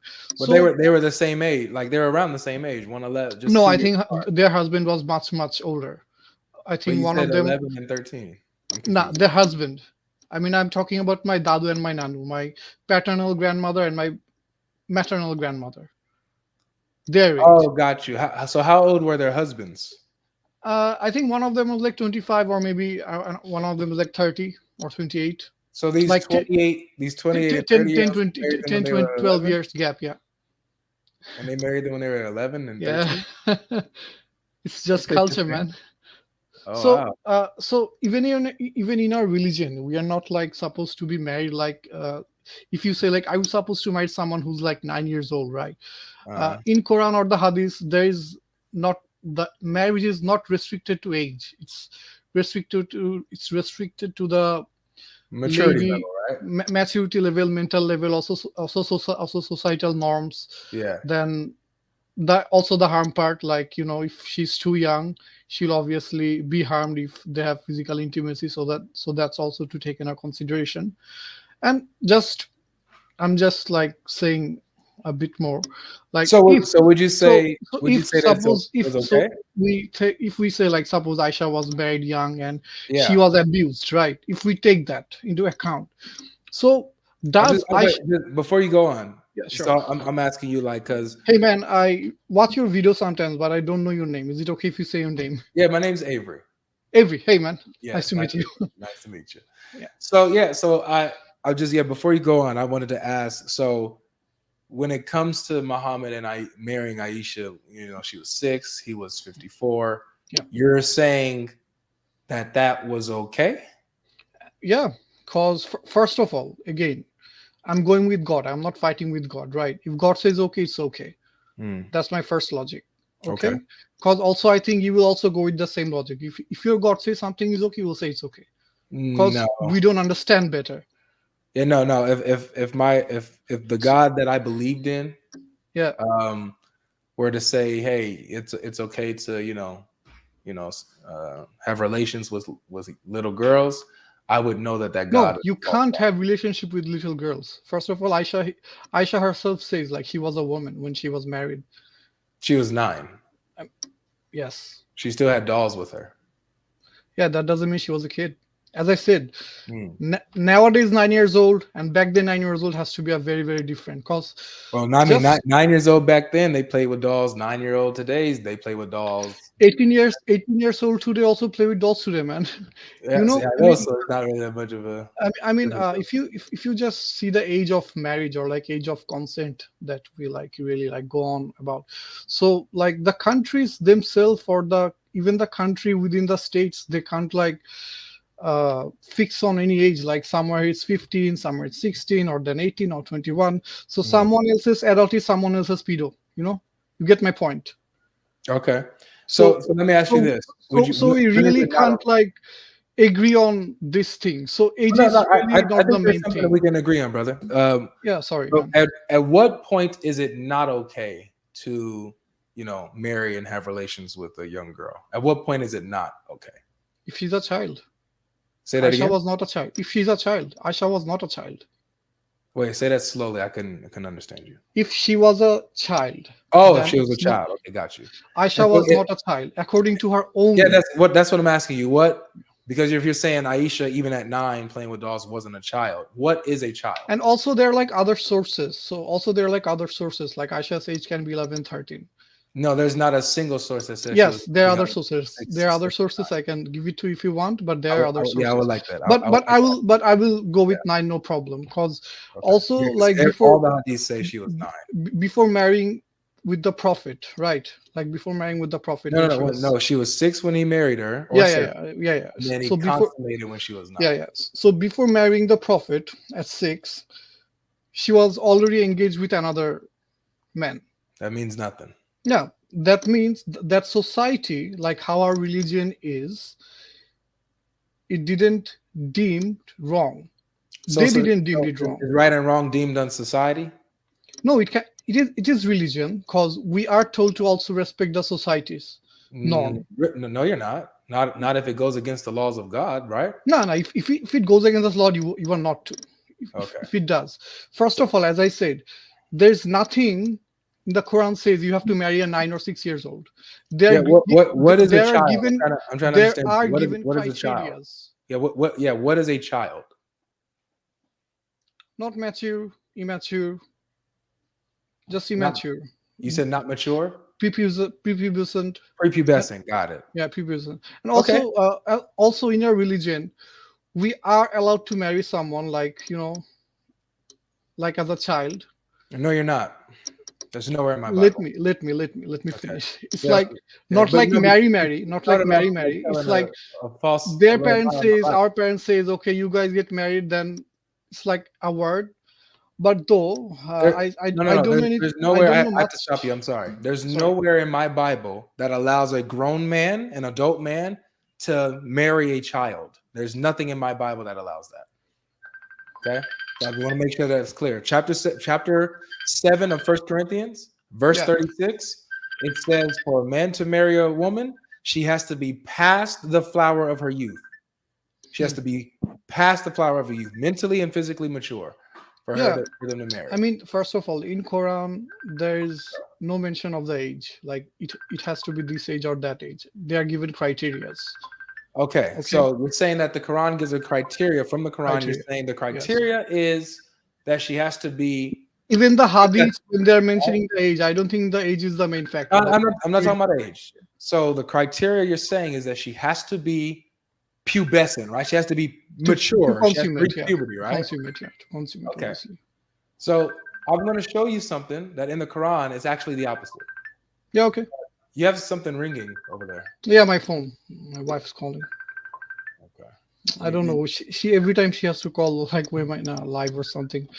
All right, no worries. So look, so we have in the Quran in chapter 65, verse 4, it actually does allow the marriage and consummation with girls who are prepubescent. Let's see. 65? Yep, 65, the chapter of divorce. 65 and 4. Mm-hmm. Al-Talaq. Mm-hmm. Yep.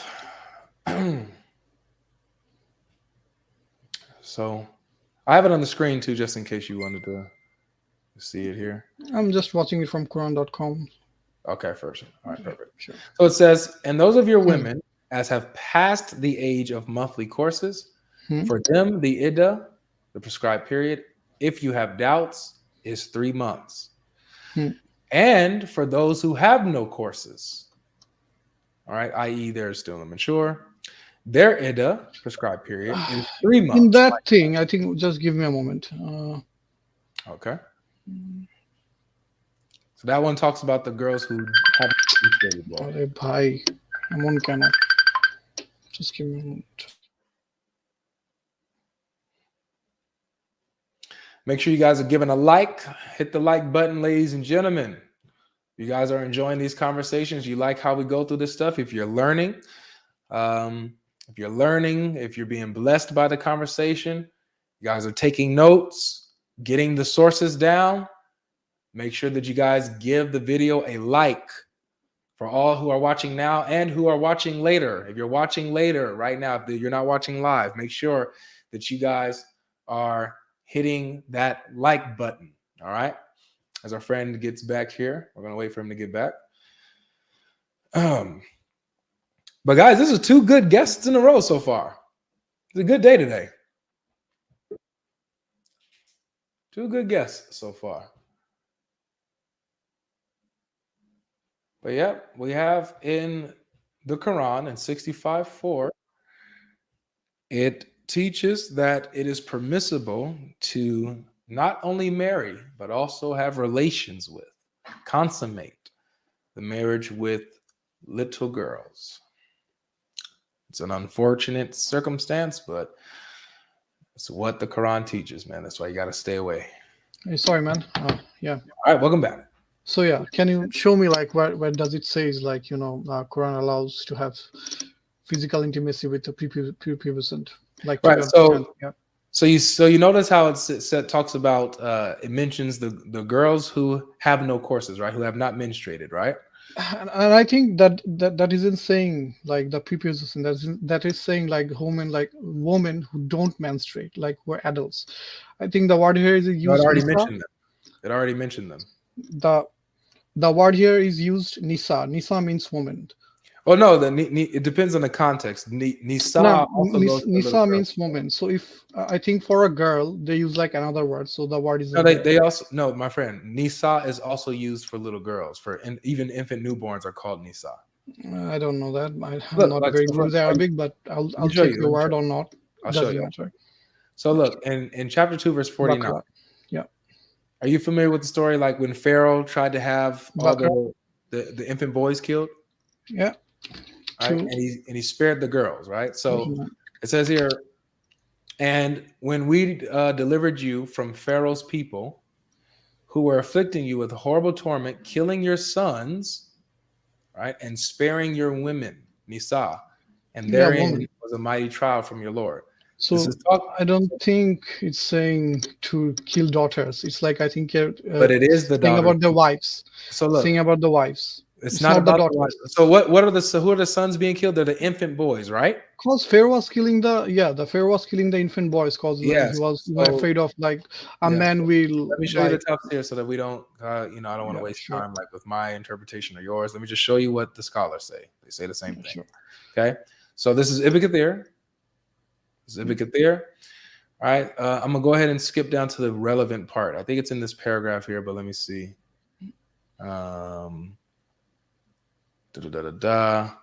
Established. All right, here it is.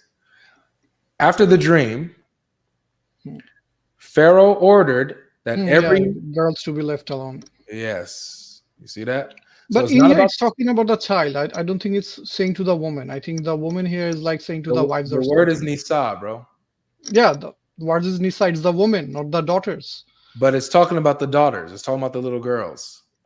In the verse, it doesn't say that. I mean, yeah, in the Kathir, the explanation it does, but to me it doesn't. In all of the explanation, it does. The torment here refers to the killing of the male infants. Yes. Right? While the girls were being spared. It's nothing to do with the wives. Okay? Let me show you. He says it even more clearly down here as well. Okay, just give me a moment.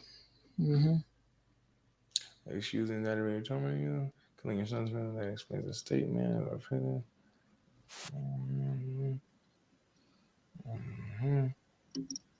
So why do you think that other verse 65:4 is talking about little girls? Because they aren't.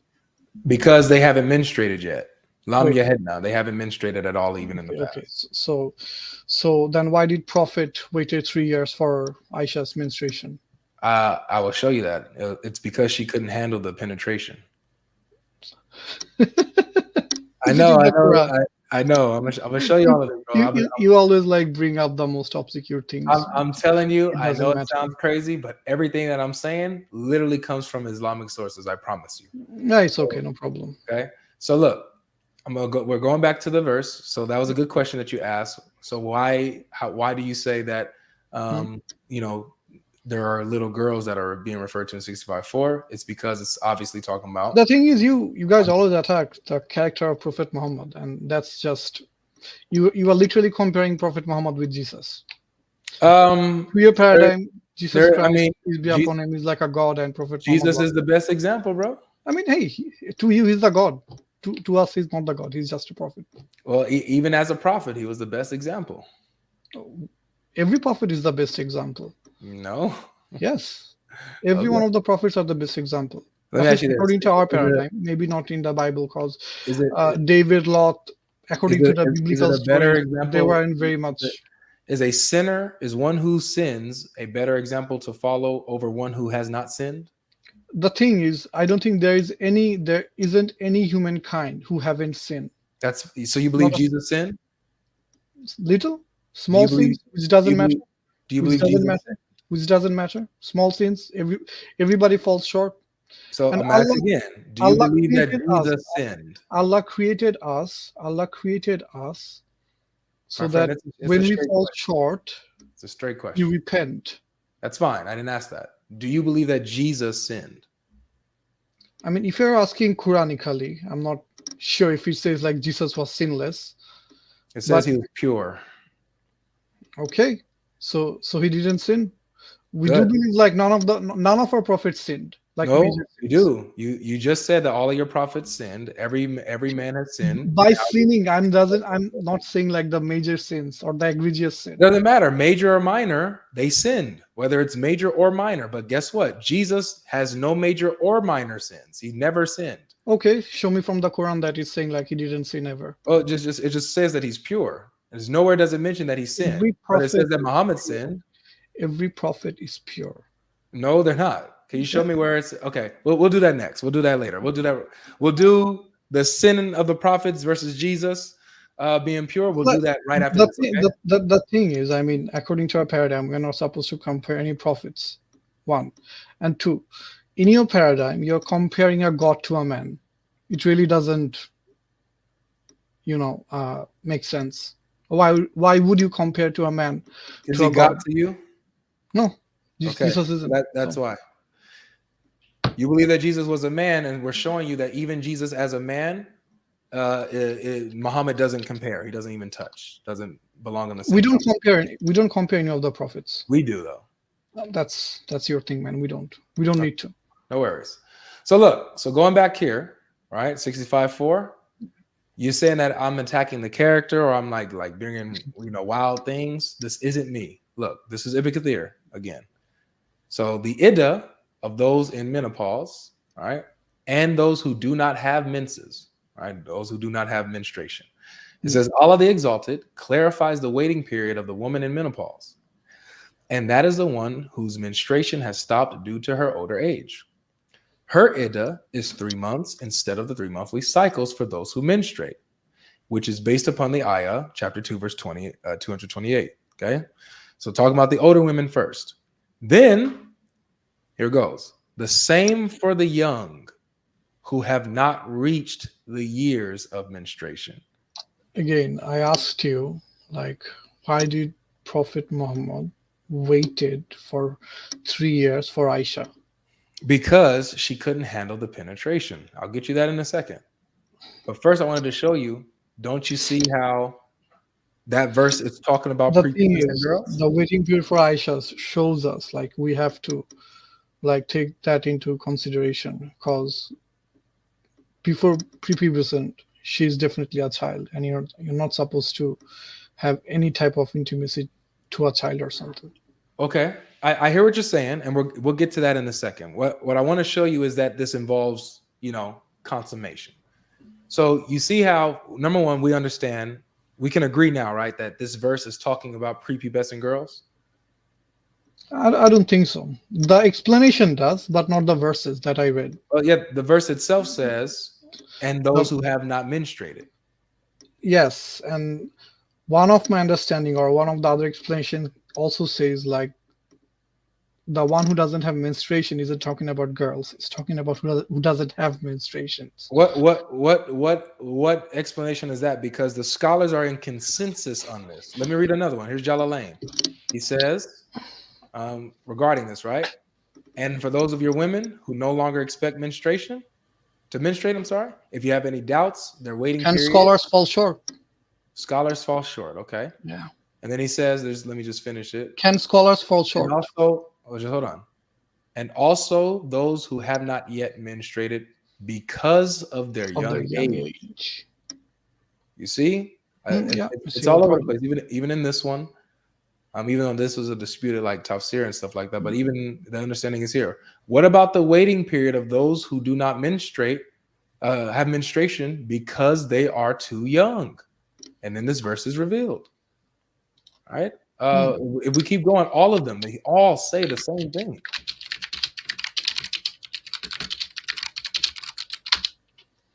You know? So I mean, since everyone understands it, you know, the way that it's like plainly read, why would you understand it a different way? That all your scholars, all your schools of thought are in consensus. As I said, I mean, you can marry someone who's a child, but you cannot consummate it. You have to wait for it. Okay. All right. So let's go with that. You can marry someone who's a child, but you have to wait for consummation until they reach puberty. Let's go with puberty, maturity, mental maturity, physical maturity. You have to wait for that.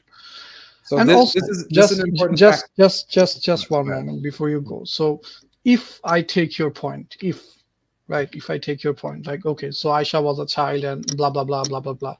That if Aisha was a child and she was being violated like this, according to you, then either she would have reported it or we would see her like, like going down a much darker path in life, like, having problems, this and that. But we don't see that. Aisha was, she was a brilliant woman.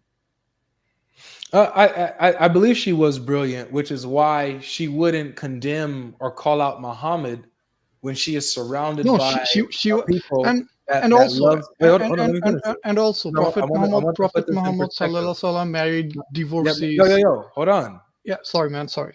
All right.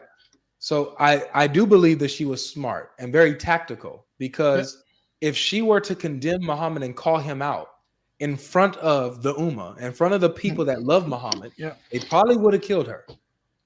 It wouldn't go well. You guys think Muslims are so violent? Well, they like when it came all to Muhammad, Muslims are violent. That's all you think. Oh, well, I would say that the Islamic sources, like the Muslim within Islamic sources, they're very violent. You know, that's what I would say. You know, that's what you say. You know, so let's go with this. Okay, you're allowed to marry prepubescent girls, but you can't consummate the marriage with them. That's your understanding. Okay. Yeah, obviously. So let me show you actually that this shows that they actually are consummating the marriage.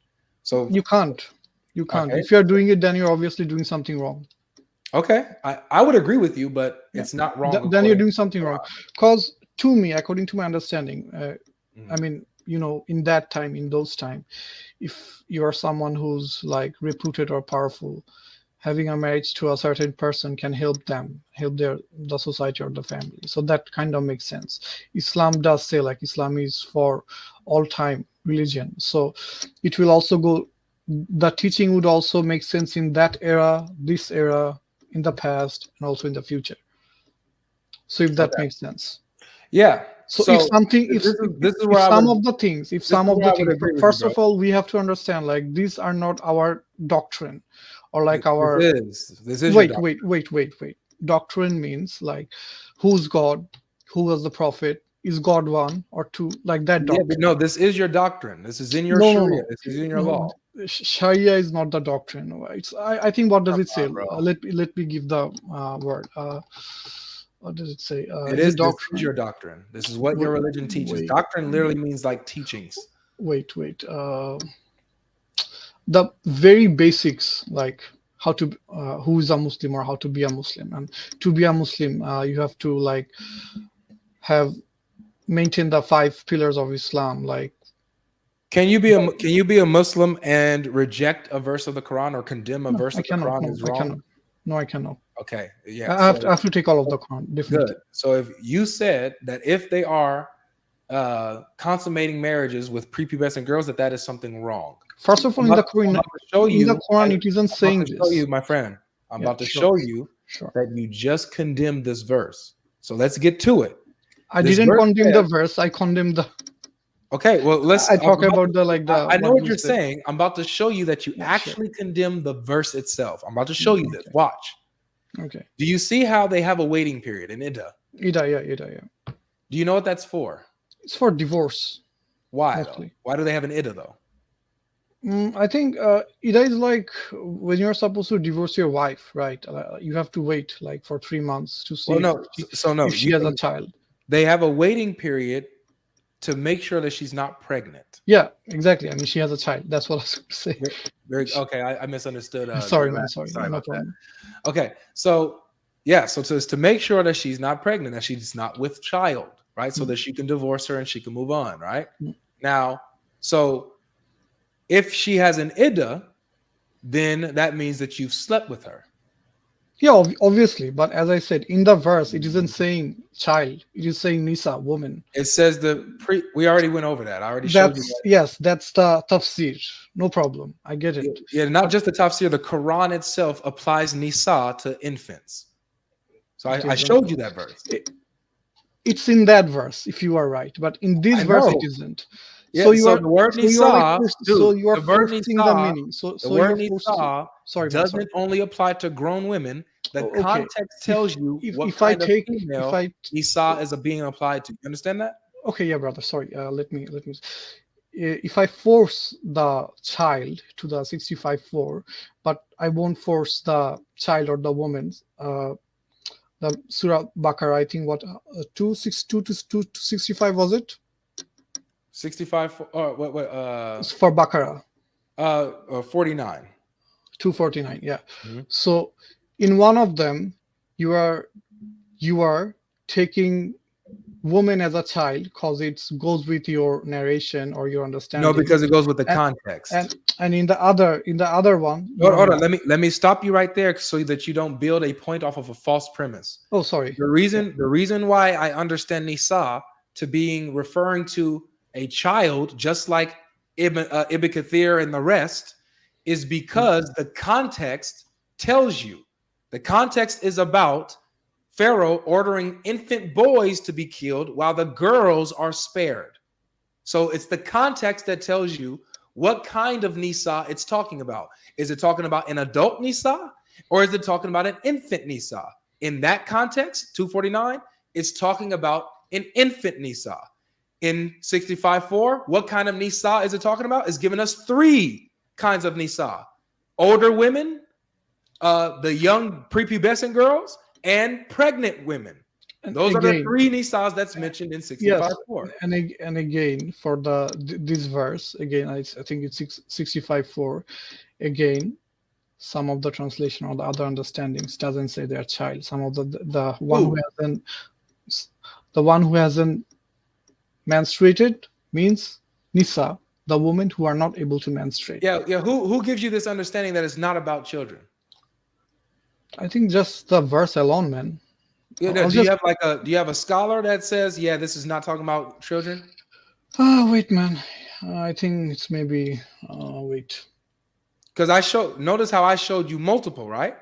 Yeah, I get your point. I'm not saying like you're being dishonest, but sometimes what I see or say is like you're trying to force some meaning that isn't supposed to be. Because how Islam is, we condone that child having sex with a child. You don't condone it. That's what you mean. We do condone it. So no, you can say all you want, but condone means to accept. I think that because I don't want people to miss. Oh, sorry, condone. If it's accept, then no. Yeah, don't accept it. Yeah. Sorry. Okay. I didn't want people to like try to. I think the word is condemn. Yeah, condemn. Condemn. Yeah, sorry. Oh man. You see how So- nice I am, guys? Like anybody else. So If, about I, if, Prophet we, if we were Muhammad. to do this on another platform, let me just say this to the crowd really quick. Yeah, sorry, man. If we were to do this on another crowd, or let's say I was talking to like Uthman, for example, he would have been like, oh, they would have clipped that up and said, oh, you see what Logic said? Oh, they condone child sex and stuff like they would have took that all out of you could be clipping me, man. I'm just here to talk because I like your content. You seem level-headed, so you seem someone who I can talk to. Yeah, Right. appreciate it. So this is what it is for me, man. Because So you just don't like I- Prophet Muhammad's character. I think that's your main crux. well, no, it depends on who I'm talking to. I told you I was gonna work backwards. You know, Yeah, So it Aisha's depends on marriage who's is on always the one thing. I was gonna work backwards. This is huge. It really is. And also, like in UK, I mean, back just 100 years or like 150 years ago, I mean, you could get married like in 10 or 11 years to a girl who's 10 or 11 years. So, as I said, age is really not that thing. I mean, And we're not talking about age right now. We're talking about prepubescence. If you're saying that it is wrong to consummate a marriage with a prepubescent girl, which I would agree with. Yes, obviously. And I'm showing you that is allowed in Islam. That's what I'm showing you. And how am I reading it? I'm not seeing like how it's allowed. I'm I don't telling know. you. Well, okay. So again, they have waiting periods, which means that their husband slept with them, right? Yeah, obviously. Okay. And the Nisa So these that are- they're talking so about, look, I'm not look, seeing any prepubescent girls. We've already agreed that this is talking about prepubescent girls. I didn't agree to that. In the Tafsir, yes, but in the Quran, I'm not seeing that. Okay. So when it says like see, this is why I'm hoping that you can be honest with the text, bro. Like, because this is why I don't like, this is what makes us drag on stuff too long, is when we're not being intellectually honest to the text. The word Okay. was creed, not the So- doctrine. The word was creed. I remember Okay. the word. It was creed. Okay, I mean, good. the Islamic creed. Okay, good. So when it says they haven't menstruated yet, what does that mean, bro? Are they prepubescent or are they pubescent? Since the word there is Nisa, to my understanding, it's saying like it's women who can't menstruate, who are not able to menstruate. Okay. So you're still trying to hang on the word Nisa. Yeah, because when I'm reading the verse, I'm not going to the tafsir. I'm reading the verse, getting the words, getting the translation. It seems okay to me. Got it. So I hear what you're saying. So just it's not like I've read the verse, verse and I'm like, okay, the women let's who see have the not tafsir, menstruated, what does kind it of say? women are the ones who haven't menstruated, bro? Sorry? What kind of women haven't menstruated yet? Obviously, first category is a child, and the second category is who can't be Good. an adult. Good. So you Right. have the ones who are a child, the women who are children, and the ones Or who females. have If you say women who are children, women can't be a children. yeah. So this includes Can the say ones who female. this includes children in that category, correct? Sorry, what? It includes children in that category, correct? Not necessarily. If the word is Nisa. Okay. So I'm We just are kind of going on circles. Yeah. Do you have like a, because I showed you the proof for what I have. No, Like, I gave get you your point. colors. I'm not holding on against anything to you, right? Okay, good. So can you show me something to prove what you're saying? Can you show me that the word Nisa only applies to adult women? Since I showed you the opposite, and I showed you the scholars that say the opposite. Yeah. Can you show me the other way around, that the word Nisa only applies to adult women? I don't think I'll be able to do it, but So as I then said, why hold on to that? for a Why? child, there is another word, maybe balig or something. So that's that. No, why hold on to a point that you have no evidence for, no substance for? Because the word Nisa means children, not The children. word I mean Nisa women. applies to all kinds of females, depending on the context. That's what tells you what kind of Nisa it is. Why And are you holding on to a and point that you can't prove? If depends on the context, again, if it depends on the context, then again, Prophet Muhammad waited till her. We're not on Muhammad right now. We're on the Quran. No, exactly. We're not in Muhammad. But the reason I'm saying is, since Prophet Muhammad waited, from my understanding, get my point. Since Prophet Muhammad waited, if he didn't wait, then I would agree to your point. That has Yeah, nothing it to is do with saying what the Quran says here. we are just going off on circles, man. I'm sorry. Okay. All right. Well, I'm gonna move on to the next guest. You could come on when we have another topic. I appreciate you being respectful and everything, man. Yeah, man. And also, I would say, like, if sometimes us Muslims or anyone like say anything bad or anything, just ignore. We are humans. We have shortcomings. So personally, I don't like it if suppose someone makes some mistakes and we kind of label them with their religion. This is a Christian or this is a Muslim. We're not supposed to do that. Humans are, they have shortcomings. So that's it. I only call out Islam for what Islam is. If a Muslim acts like what I see Islam is, I'm gonna say, yeah, that's real Islam. I would say that you're not a real Muslim. I'm not a real Muslim. No. Why? Because you're polite and you respect. Wait. So if I respect you, I'm not a real Muslim? Correct. What the hell, man? Yeah, you're supposed to be fighting me, man. What the hell? No. You're supposed to be humiliating me and No, not even honoring me. I don't think so. Like, this is, suppose. That's what the Quran says. So no, I'm not supposed to humiliate you. Suppose, because it's kind of like it kind of like goes with the whole thing in Islam. Cause just my understanding, right? I gotta move on to the next guest, Rafat. Not even 1 minute. No, bro, because you can't even be honest with the text we're dealing with. So I got to move on, bro. That's your understanding, man. Okay, to you then. Take care, man. You too, man. Be blessed, bro. Yeah, may Allah bless you too. All right. Have mercy. Thanks, Rafat, for coming through. Let's go ahead and move to the next one. So I'm assuming that no one here is a non-Muslim. Okay. How you doing, Gino? Greetings, my brother. How you doing? You're a Muslim? No, I'm Christian. Peace and blessings to you and your family. I appreciate it. Peace and blessings to everyone in the chat. Gino, what's up? So this stream, like in my stream link, it says Muslims only because I'm trying to engage with the Muslims, So my one thing before I leave, brother. Say that again. One thing I want to share before I leave. No. So it says Muslims only, and I'm trying to keep my head with you guys. I love every one of you. I appreciate every one of you, but you guys are literally disrespecting my stream by still clicking that link when I said Muslims only. I'm offended by that. Forgive me if I offended you. This is my first you're time. You're forgiven, brother. You're forgiven. Look, I'm gonna have a stream. Listen, I'm gonna have a stream. I have a stream once a month now, where I allow the Christians to come up and share and engage, share an argument or whatever. Testimony doesn't matter. You can come on that stream. If I see you, I'll bring you right up. You can show me what you want to do. All right, man. Because we gotta crush. They really believe that Muhammad is a prophet. I know. And so come back and share with me. All right. All right, my brother. All right.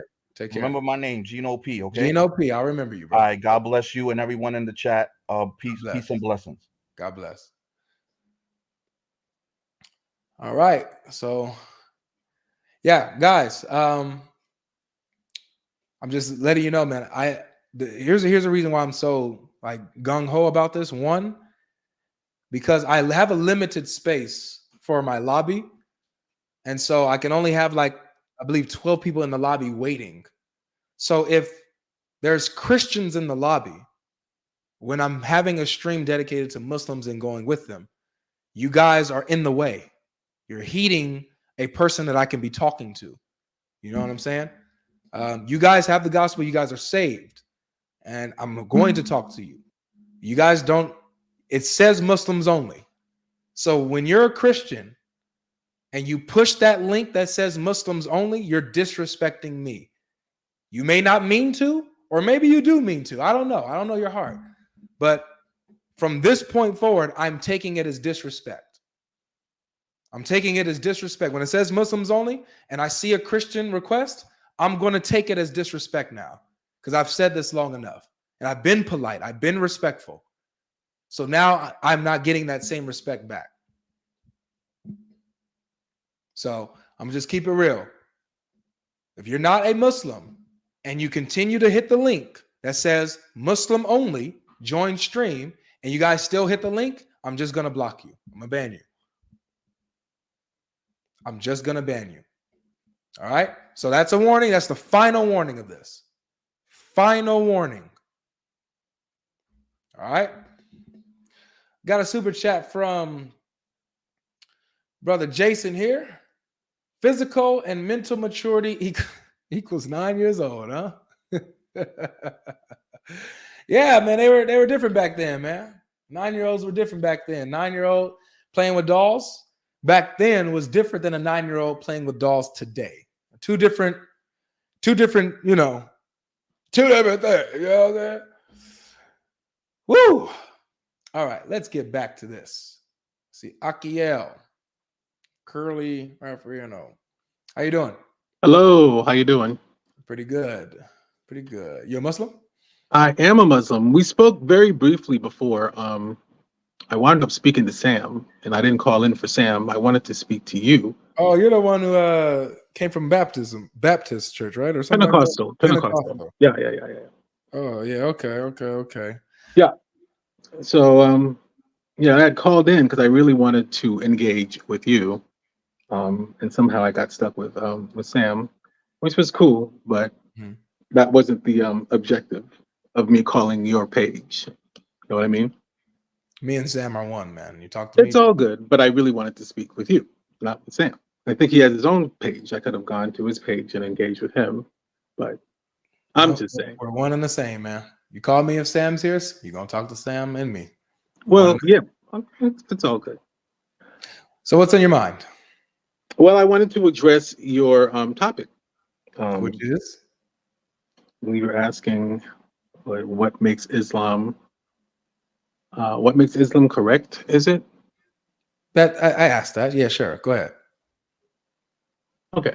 Well, just a lot of the Muslims, I guess they're using the Quran and they're using Muhammad, but I think I said before that the Quran and the Bible, I believe, are one and the same. So after reading both,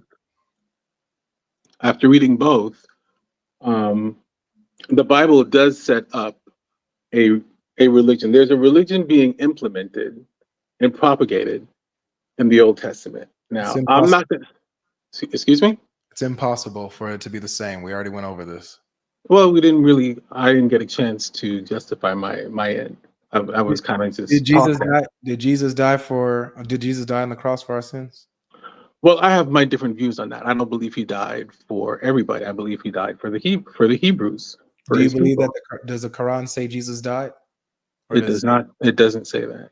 Does it reject that he died? Like, does it deny it? It does reject it, only for the simple fact that, again, he died for the Hebrews, right? So if that's what they believe, which is what the Bible says, then he died for the Hebrews. And so I have a beef with him dying for everyone, because it doesn't necessarily say that. But to go back to the religion that's being implemented, it says he didn't die at all. So if it says he didn't die at all, that's a contradiction between the Quran and the Bible.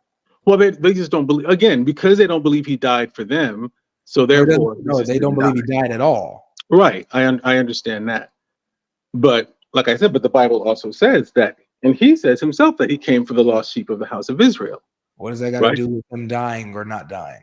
He came for the lost sheep of Israel. So he came to die for them. He came for his people. Does the Quran, I'll ask again, does the Quran affirm or deny that he died?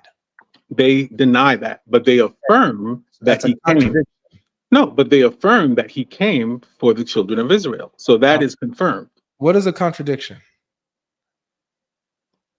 A contradiction is something, when you imply something, but then you're really saying something else. Lord have mercy.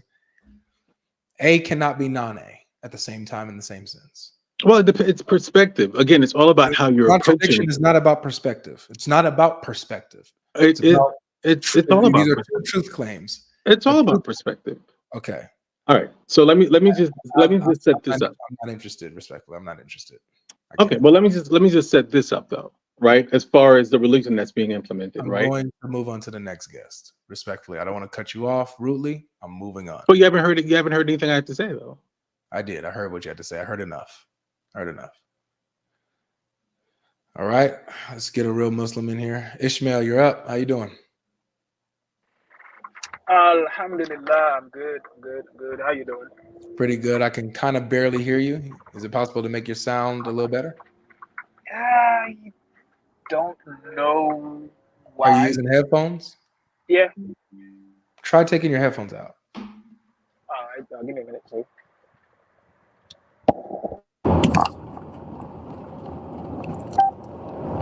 How about now? Hello? Speak. Say something. Can you hear me now? Sounds like you're driving, man. Are you driving? Yeah, I'm actually about to park in about 2 minutes. Okay, yeah. Try to. I was up here. Okay. Can you put me backstage so I don't have to Yeah. go join? Yeah, thank you. Yeah.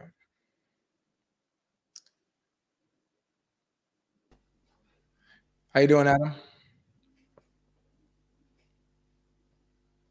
Adam, you're up. Adam going once, going twice. All right.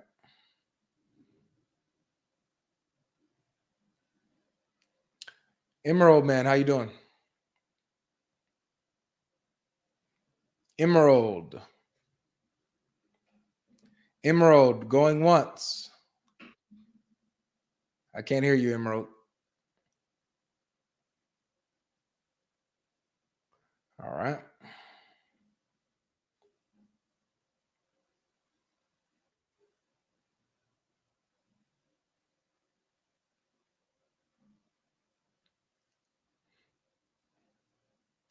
Mohammed Bilal, how are you? Yo, hello. Can you hear me? Can hear you just fine. All right. I got a question. What's your question? All right. So I got an Orthodox Christian friend.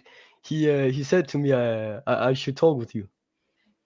Okay. So I got a questions. According to your religion, Sam Shamoon is a heretic. You know that? No, he's not a heretic. Do you have a I got question on proof, bro. I Christianity? got proof. Do you have a question on Christianity? Yeah. Okay. So All right. Let's bring up someone serious. Welcome back, Riz. Yo, you remember me?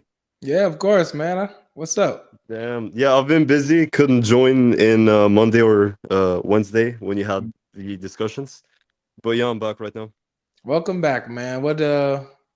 I forgot what you were coming back for, but what did you want to talk about? Yeah, I had questions about Christianity, but Oh, also yeah, I and came to speak. address I said that I would study something about the fourth verse in chapter 65 about the child marriage and stuff. You wanted to touch on that? Yeah, just I read something in QuranTalkBlog.com. Quran I Talk found it interesting. Blog. I just want to share it with you. Quran Talk Blog. .com. Yeah. You don't think it's a credible website? It's a blog, man. Well, no. They actually give give explanations based on the Arabic language and stuff. Let me just read something very quickly, and Go then you ahead, give me your man. opinion. Go ahead. Okay. Verse 65, chapter 65, verse 4 discusses the necessary interim period between a husband and a wife if they choose to divorce. It goes on, and then it says, additionally, it is worth pointing out that the verse clearly references women by using the term nisaikum, which does not include children. How long were you here? What? How long have you been here? About 20 minutes, something like this. So yeah, within the past 20 minutes, I went over this. Somebody used that same argument. So let me. No, yeah, he said nisa though. Yeah, Nisa, that's the same word that's being used in 65:4. It's I was just Nisa. waiting. I wasn't actually. Yeah, But so wait, Nisaikum. Nisaikum, is that the same? it's the same word, but it's just a different form of the word. Can you actually like prove it in the Quran that it says Nisa instead of Nisaikum? Or is that just or we're just Yeah. Nisaikum is the word woman in the plural. Okay. Mhm. So it does not imply that there's no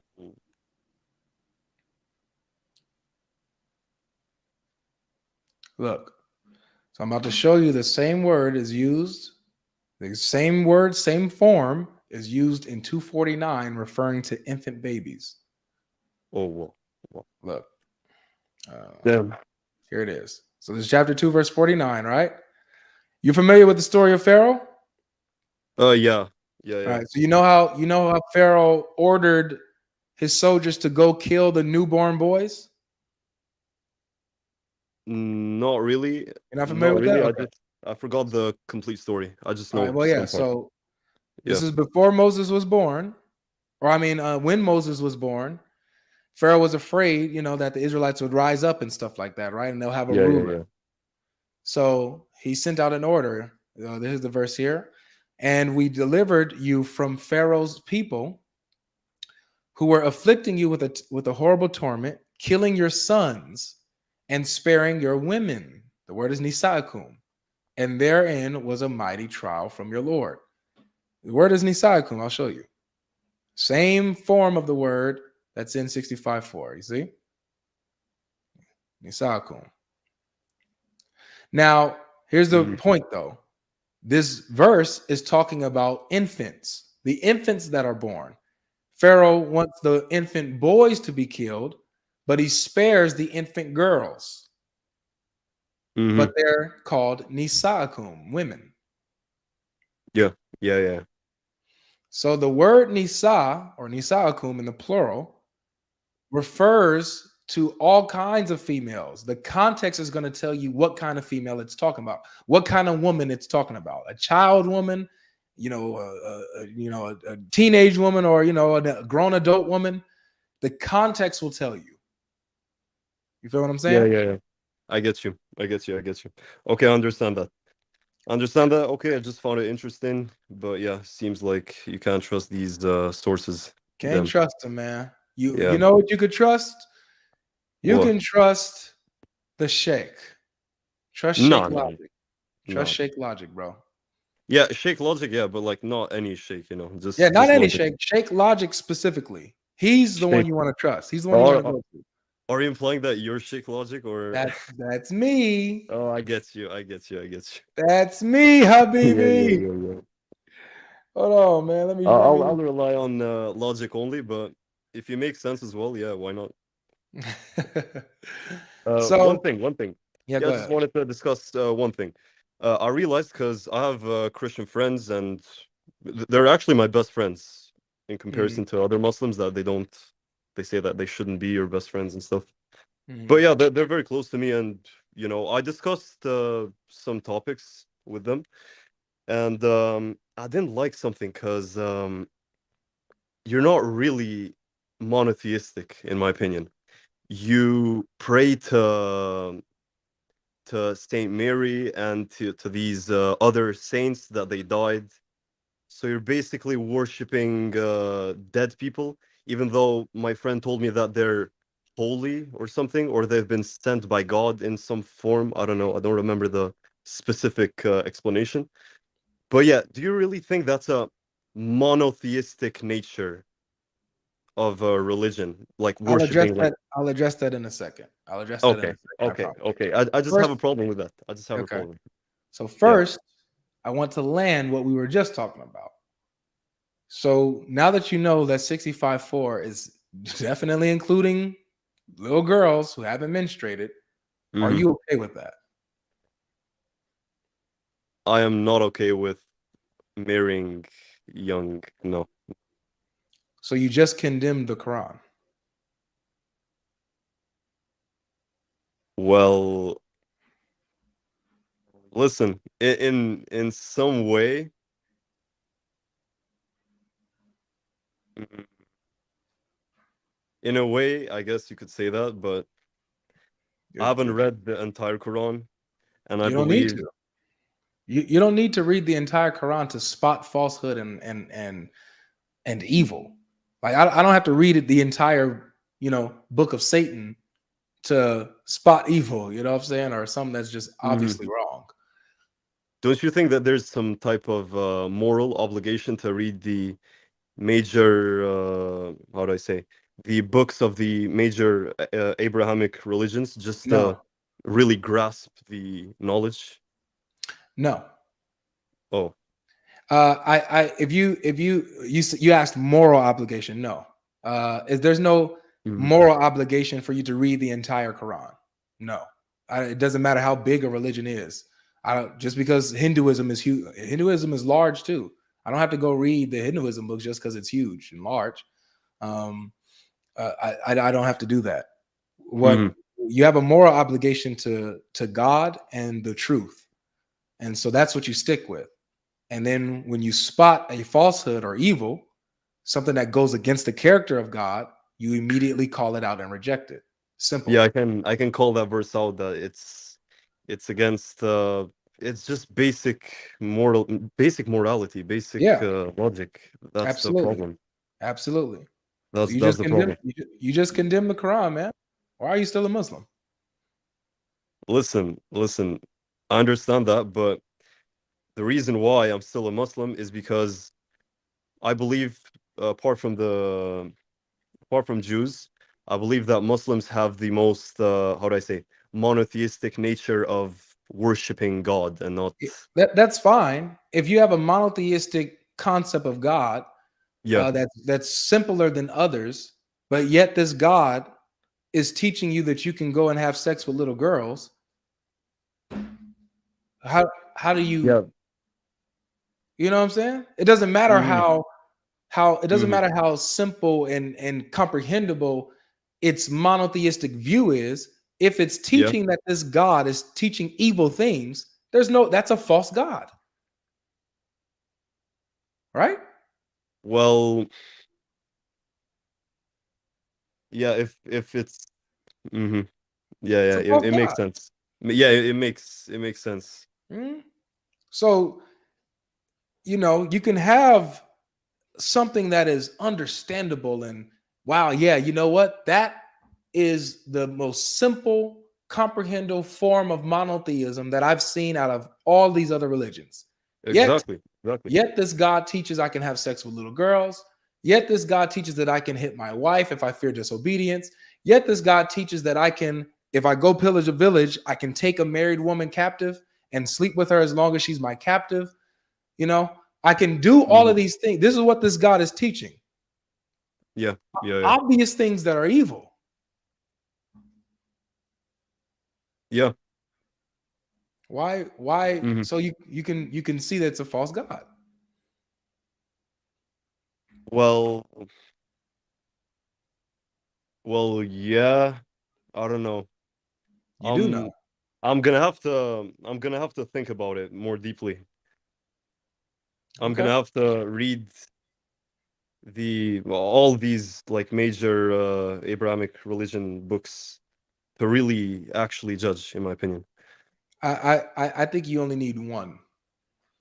You only need one to judge. You I think the challenge- Torah is just irrelevant? You think the Torah is just irrelevant? Oh no, the Torah is essential. The Torah is essential. But what I'm saying is for you to know what is true, and you're saying you need to think deeply and read them to really make this decision or guide you the right way. There's only one book that you need to read, bro. Read the Gospel of Matthew. Just read it. I promise you, I'll read it. I need to read everything to really start with the Gospel of Matthew, bro. Read the Gospel of Matthew from beginning to end. Mhm. And in the meantime, as you're doing this on your journey, keep coming to me and telling me what you're finding and what you're reading and everything. I want to be on this journey with you. You're in an interesting place. I Mhm. want to know what you find, what you think, questions you might have, or whatever. Read the Gospel of Matthew. It gives you the character of Jesus, his teachings, the gospel message right in the root of the book of Matthew. Okay, read that, Mhm. and I doubt that you would. I mean, you wouldn't think twice about this Quran. I promise you. Well, yeah, I don't know. I'll just search for the truth, and that's it. Perfect. Just Okay, one recommendation. One recommendation. to me. Yeah, to you. Oh, sure. Yeah. Yeah. I see that. I've seen your debates with Mon specifically, and it goes well. You know how to point out.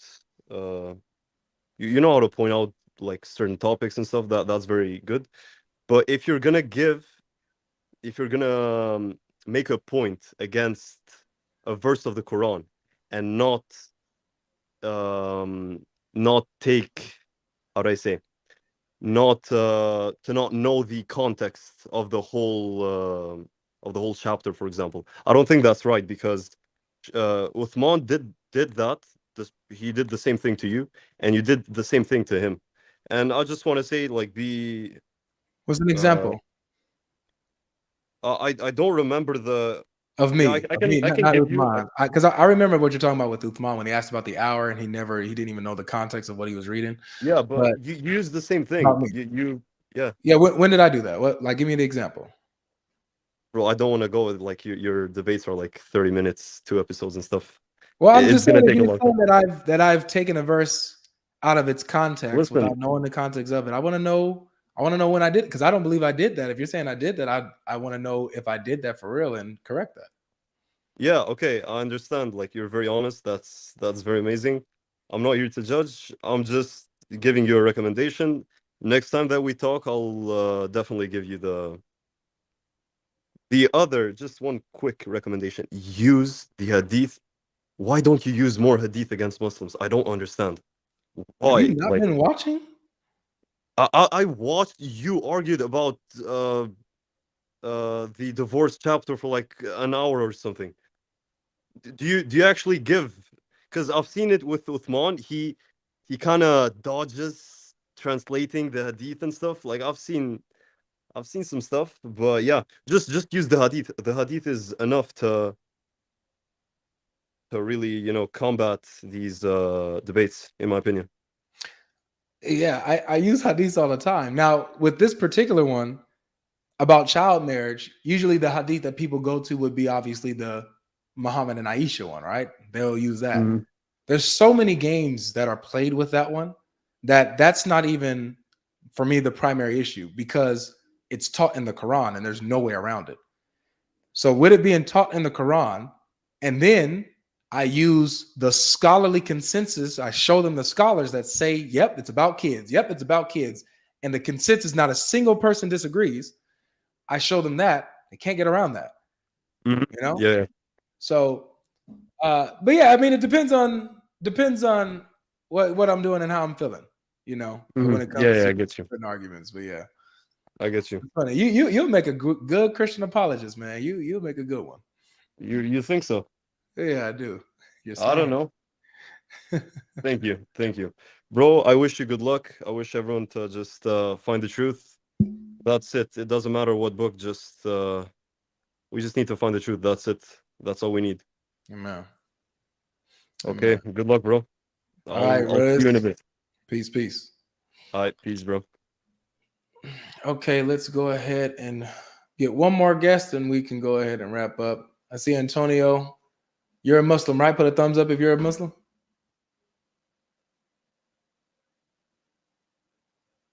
Put a thumbs up in the camera if you're a Muslim. Okay, got it. Perfect. All right, I'll bring Antonio up. You're next, man. You'll be the last guest. I forgot to answer the man's question. He asked about the praying to the saints. Praying to the saints, is that like idolatry? Is that idolatry? Is that not monotheism? Now, when you ask a Orthodox or a Catholic about, you know, prayers to the saints, they're not praying to the saints as if they are God or as if they are answering, you know, prayers by their power or anything like that. They're not answering prayers. What it is basically similar to how a brother or sister here on earth can ask you to pray for them. Hey, brother, can you pray for me? Sister, can you pray for me? We believe that the saints, that people, the Christians who die here on earth are actually still alive with God. They're even more alive than we are. God is the God of the living, not the dead. So they're alive. And so what it is since they're alive and they're with Jesus, they ask the brothers who are in heaven and the sisters who are in heaven to go ahead and intercede on our behalf to our Lord. Okay? Well, that's what it is. That they're asking God to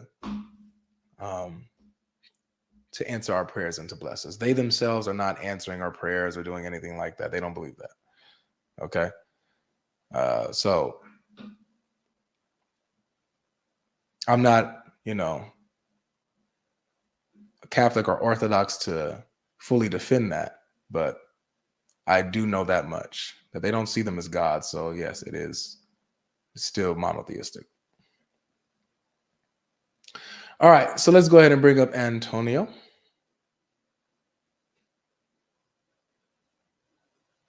Can you hear me? I can hear you Hey, just fine. How you doing? hey, I'm good. I'm good. First, I will say I grew up in the church, and my best friend, like the last brother, is also Christian. And now that I'm on here with you, I'm gonna send this to her. You know what I'm saying? Because we always go back and forth. You know what I'm saying?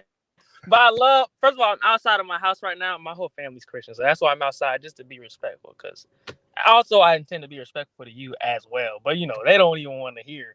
So that's why if you could, that's why I'm saying Muslims say produce your proof. You know what I'm saying? So if you can give me something like I see you doing with other people, you know what I'm saying? I would look into it. You know what I'm saying? I'm not someone who's closed hearted and nothing like that. You know what I'm saying? So Of course. that's why I went. I'm surprised you brought me. This is my first time ever even trying to be. I watch your videos for like a good 2-3 months now. I'm like, man, Really? you know what I'm saying? And you do bring up some good stuff. All my friends bring up good stuff though. You know what I'm saying? But Tell me, as a Muslim, and you say that you like my videos. Yeah. Tell me about, like, from your point of view as a Muslim, what is it about my videos, I guess about me or my content, that you like? Okay, so I will say this, astaghfirullah. So I would say I like I like when I see, Muslims, I don't even say I like it. Sometimes I just watch it just to see people's valid points. You, out of all Christians I've ever seen, do have the most valid points out of. It's like some people I'm like, man, why is this Muslim even arguing with this person? You know what I'm saying? Like, you know what I'm saying? But you bring up valid points to where, and of course, as the Muslims probably do to you, so you'd have to dig deeper into, because you know about, like the other day I was watching the one with Sneeko.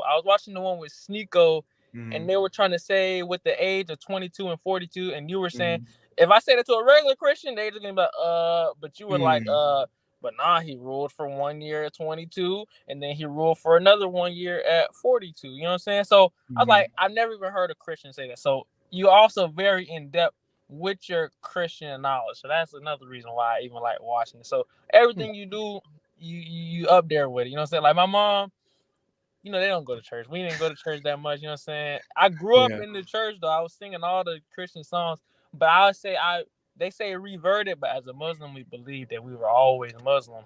About 2019, so that's about 5 years ago now. So 2019, you left Christianity and joined Islam. I'll say this. I add on to that too. It's not like I didn't go straight from Christianity to Islam.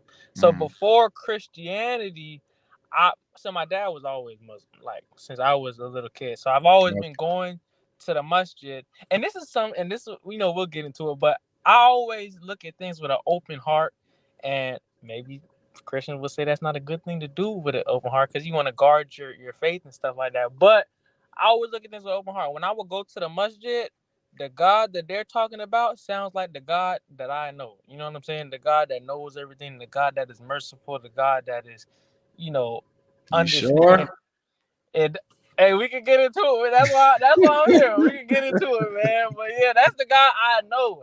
I say one of the first things that really made me when they were like, "Oh, God knows the amount of leaves on every tree, the amount of blades of grass on the earth." I'm like, man, you know what? That's the guy I know. The guy that knows absolutely everything, what you're thinking, what's in your heart, what you say, what you don't say, everything like that. So, but yeah, and then so your question on here, I can't see it right here because I'm not on YouTube, but it was Islam has no answer, or what's the exact question? Well, or there wasn't a question. That was just a little hook, you know, Okay. a little hook to bring y'all in here. It's pretty much open. I was just really asking what makes Islam true to you? Like what is it that convinces you that Islam is true? And so when I hear that, because it differs on each person, when I hear that, I go from there and I show you. I'm going to show you whatever you say. I'm going to show you that very reason. I'm going to show you that that's why Islam is false. Okay. So there's the verses that talk about knowledge, like about and I'm not even the best Muslim, you know what I'm saying, that you could talk to, you know what I'm saying? But the sea with the water, with the salt water on one side, where the two seas fresh meet. water. Yeah, and how he talks about the seas being separate like that. There's a lot of so even before I was like Muslim, you know what I'm saying? I believe I was always Muslim. But even before I was Muslim, you would say I was always big on science. So before I even was ready to jump to Islam, I wanted to prove with science because I love God no matter what. You know what I'm saying? So I wanted to prove with science, just because I would want to. Everyone should know about God. You know what I'm saying? I got so you. I just wanted to prove with science, like, hey, with science. You believe that the Quran contains basically supernatural scientific knowledge that wouldn't have been known at the time of Muhammad. And so this shows that God is giving divine knowledge and divine revelation to Muhammad, to the rest of the world. Yes, sir. Yes, sir. Yes, sir. Okay. Yes, sir. So, all right. So let me ask you this then. If the Quran got any of these things wrong, would that prove that the Quran is actually not from God and false? You'd have to produce your proof. You know what I'm saying? But so I know. just because I want to be open-hearted though, just because you said it. So you said So that's what I'm asking. If that was the case, if it was the case that the Quran was wrong about some of these things, like let's say one thing, if it was wrong about one of these things, would that prove that the Quran is not from God? Some things are not revealed to us yet as well. You know what I'm saying? So I can't just say yes because some things are spoken. Like there's things that have just been revealed, discovered, right?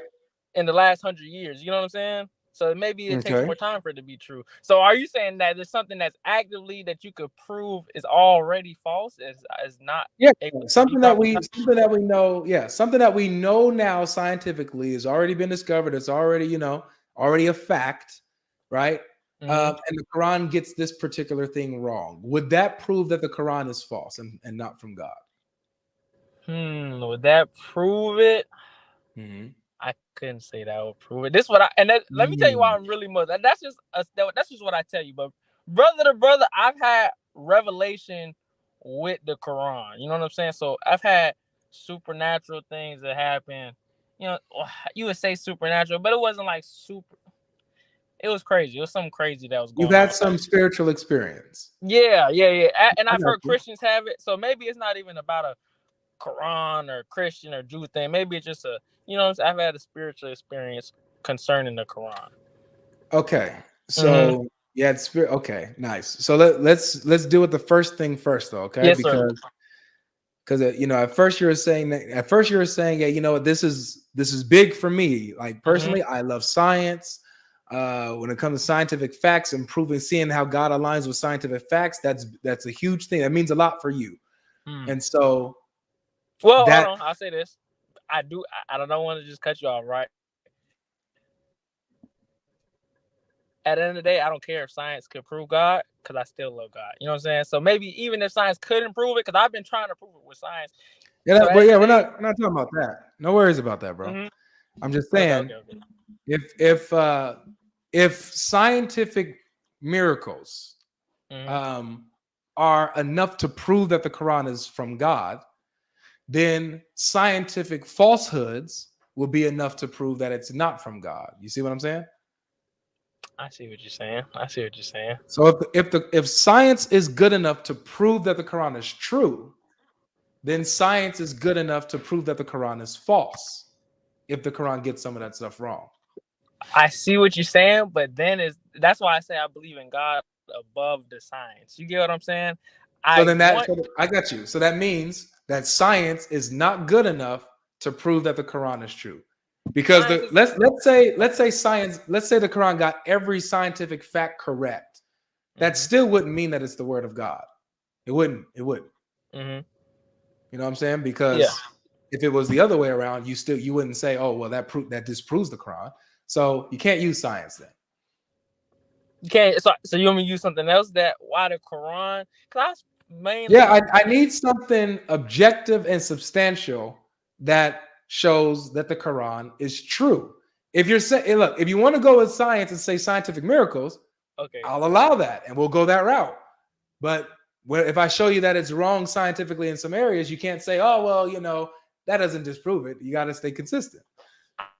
I'll say the signs. I'll take the signs. So when I mean the signs is like the things that were, and that also kind of digs into the science because there's signs that it's true. But you're saying, so you're trying to disprove some of the signs. So like the reign of the Moors, I would consider that to be a sign. You know what I'm saying? The way the Christians had the reign of the Moors, the Moorish Empire. The reign of the Moors? Mm-hmm. The Quran mentions the reign of the Moors? Well, it just talks about, that was when they started going on their empire. They used the Quran and all of their beliefs from the Quran to take on the world, basically, and have one of the greatest empires of all time. What does that do with the Quran, though? The signs. I'm talking about the signs in the Quran. So people using the Quran to manage great feats like algebra. You know what I'm saying? But these are just Muslim principles and algebra is not in the Quran. It's not in the Quran, but people who are Muslim use the Quran and align their thoughts to then do great things. So that's no, they didn't. They just were smart. They were just smart people. Yeah. All right. So I'll say, let me just get something with the Quran for sure. God is the most gracious, the most merciful. That is. Let's go with that. All right, let's go with that. God is the most gracious and the most merciful. And say it one more time. Okay. So look, if we find in the Quran that there are instances where he's not gracious and not merciful, and I'm not talking about to like people who maybe deserve his judgment. I'm talking about to innocents, to folks who do not deserve his judgment. Would we say that, okay, yeah, this can't be from God if it's showing that he's not kind and merciful and gracious in these instances? In this world or in the Quran? World? In this world, in the Quran. In the Quran? Yeah. Okay, but this isn't just the main. You know what I'm saying? Sometimes, like people in Gaza right now going through crazy struggle right now. You get what I'm saying? Bro, I'm trying to find out why the Quran is true to you. Come on, man. Okay. I'll say the God is the most gracious, the most merciful. That's what it is. So if you can show me how God is not gracious and merciful in the Quran, I had to look into it. I'll say that. You know what I'm saying? I don't feel comfortable with saying it, but I will look into it. I'll tell you that. No worries. Yes, sir. Okay, I'll show you something. Look, I'm gonna show you something. Okay. Let's see here. Okay. Gracious and merciful. Mm-hmm. Gracious and merciful. Whoops. Yeah, this is the right verse. All right. So this is the verse here. I'll show it on the screen. You're on your phone, huh? So you probably can't. Can you see what's on the screen? It's load. It looks like it's loading up right now. Is it from the Quran? I have a Quran in my back. Okay, I can see it though. You can see it now? Okay. Is it good enough? You can see it clearly? Yes, sir. Okay, good. So this is chapter 4, verse 24 of the Quran. It says, also forbidden for you are women already married, except those captives and slaves whom your right hand possesses. This Allah ordained for you. All others are lawful, provided you seek with mar, a bridal price, from your property, desiring chastity, not committing illegal sexual intercourse. So with those whom you have enjoyed sexual relations, give them their bridal price, their mahar, as prescribed, and so on and so forth. Now, the part that I want to focus on is this category right here. Okay, not the all others that are lawful, because this is not even talking about the same group. This group right here. Okay, it says it's talking about the kind of women that are forbidden for you, but the women you can take and have relations with. Yes, sir. So married women are off limits. Married women are off limits. Off limits. Except there's an exception. Except the ones who you capture in war. Your right hand possess and make your slaves. So the Quran is allowing you. Let me ask you this: Is adultery wrong? Adultery wrong. Okay, so adultery, like sleeping with another man's wife, right? Yeah. Okay. The Quran here gives permission for you to sleep with another man's wife as long as you have captured her in war and made her your slave. Okay. Is that gracious and merciful? Let me indulge. I'll let you indulge, man. So let's say me and you, we at war, all right? Yep. Boom. You got me as a slave doing your yard work. You took the women. You only making the man work. You just gonna leave my woman alone? You're not gonna do nothing with her? No, what I'm gonna do is I would bring both of you into my household and both of you would work. Whoa. Let the woman be, man. You don't gotta make her work. Let her be a woman. Oh, she's look, if she's in the land of my enemies, we've taken over, we won the battle. She's without her husband, so she has no covering or protector. Yeah. I'll let her stay in my place. I'll let her still be with her husband, and you guys can work. You guys can be my servants. So both of them, you're saying you took over, you went to battle with the enemies. If you went to battle with the enemies, did you kill the husband or did you let him live? Nope, the husband's still alive here, because they're married. So the husbands are still alive. I want to say in this verse, it's talking about where the husbands are killed. Nope. Let me tell you why. Okay. What is a married woman who has lost her husband? What is she called? A widow, right? So, and this concept is in Islam. She isn't identified as a widow. She's identified as a married woman currently. Let me show you the hadith on this, because there's a hadith that actually gives you the background context of this. Okay. So let me pull this up. Let me get put in. Whoops. One Message Foundation. All right, here we go. Watch this here. When you ask me why I like you so much, why? You know more hadith than me. I promise. I don't, because I'm almost done with the Quran, but you know so much hadith, so it's crazy. But yeah, let me see. Thank you, bro. All right, so this is Sunan an-Nasai 3333. Everybody wants this. Sunan an-Nasai 3333. Let me go ahead and put this in the comments section so you guys can have this in your back pockets. This is for you too, bro. Yes, sir. I want you to have this too. All right, so it says it was narrated. Whoops, what'd I do?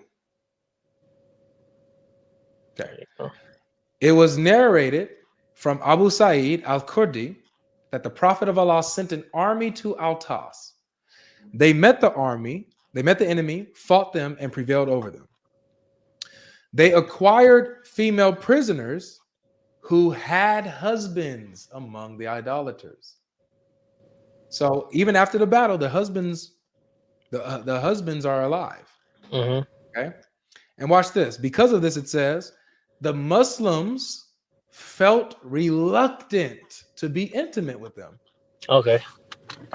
All right. So even the Muslims had common sense, like, yo, okay, we can have the women because they're not married, but they're married. So what do? They're reluctant, they're hesitant.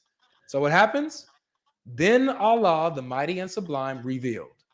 Also forbidden are women already married, except those slaves whom your right hand possesses.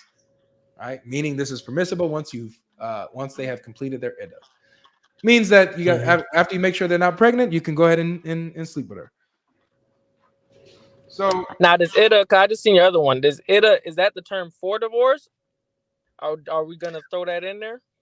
No, iddah is not for divorce. Iddah, so the term for divorce is talaq. Okay. That's what that chapter is called. Let me screenshot this. I gotta screenshot this real quick. Yeah, go ahead. Okay, I just screenshot that just so I can remember that. So the word for divorce is talaq. Iddah is just waiting period or prescribed period. Okay, so it's the period that a man and a woman wait to make sure she's not pregnant. Before doing stuff. Okay. So yeah. So these Muslims, they were reluctant, right? They were hesitant to have sex with these women because they were married. So but then Allah allowed this. Now let me ask you this, bro.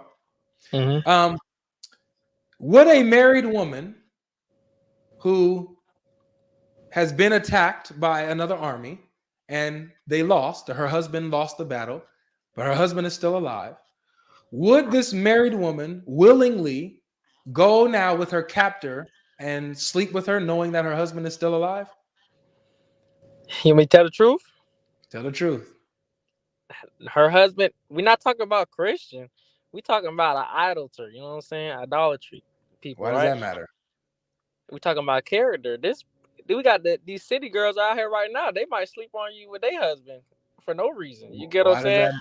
That doesn't answer my question, bro. You're saying would they willingly sleep with another man? Yeah. I'm not a woman, but I would say yes, they could willingly. I can say they would unwillingly. If you want me to go at that, but I want you to be real, bro. I want you to be real. This polygamous, like in Hindu, they can have multiple partners. Yeah, that's not about that. I'm asking, would they willingly go with their captor, a person who has defeated their husband in battle, and now they're being taken from their land? Would they willfully sleep with them, knowing that their husband is still there and alive? I see what you're saying, and in a perfect world, you would want me to say no. I just want you to be honest. If you're you want me to be honest? Yeah, just be honest. If big bank take little bank, you heard that. If somebody else come with more money, they might take my girl. That's all I'm saying. So would I say that she would definitely listen? I might just be in the fields working, and we gotta go to war, and the come over. Come on, man. You know the answer to this, dude. This man on a big old horse comes up. You think my woman don't want him? Big old horse, nice armor. You know what I'm saying? He's a nice guy. He's a good Muslim brother. She might want to sleep with him. Are you trying to say that women don't cheat? If that's what you're trying to say, then we got to pick.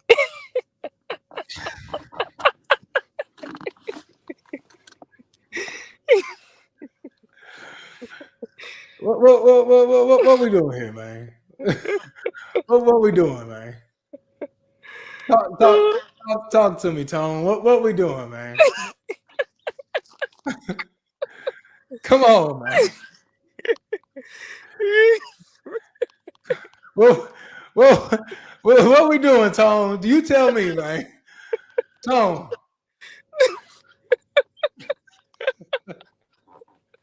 What we doing, dog? No, man. No, man. Hey, listen. That's just how it be. That's how listen. And I'll say this. To your point, a good Christian woman wouldn't do that.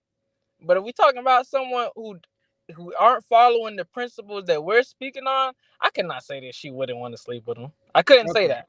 No worries, You know bro. So Uh, I invite you to bring me another according, example. no, just hold on. It's okay. I'll stick with Okay. this one because in your mind, I think you know really the answer, but you went some other direction if you wanted to. Fine. Let's You just don't know about the lay out city what you girls? said and see if it's logical. Okay. These Okay. married women who were attacked, husbands fought, beaten, taken captive against her will, would actually willingly sleep with her captor because she's now attracted to now the big man on the campus who defeated her husband in battle, who come on a nice white steed, you know.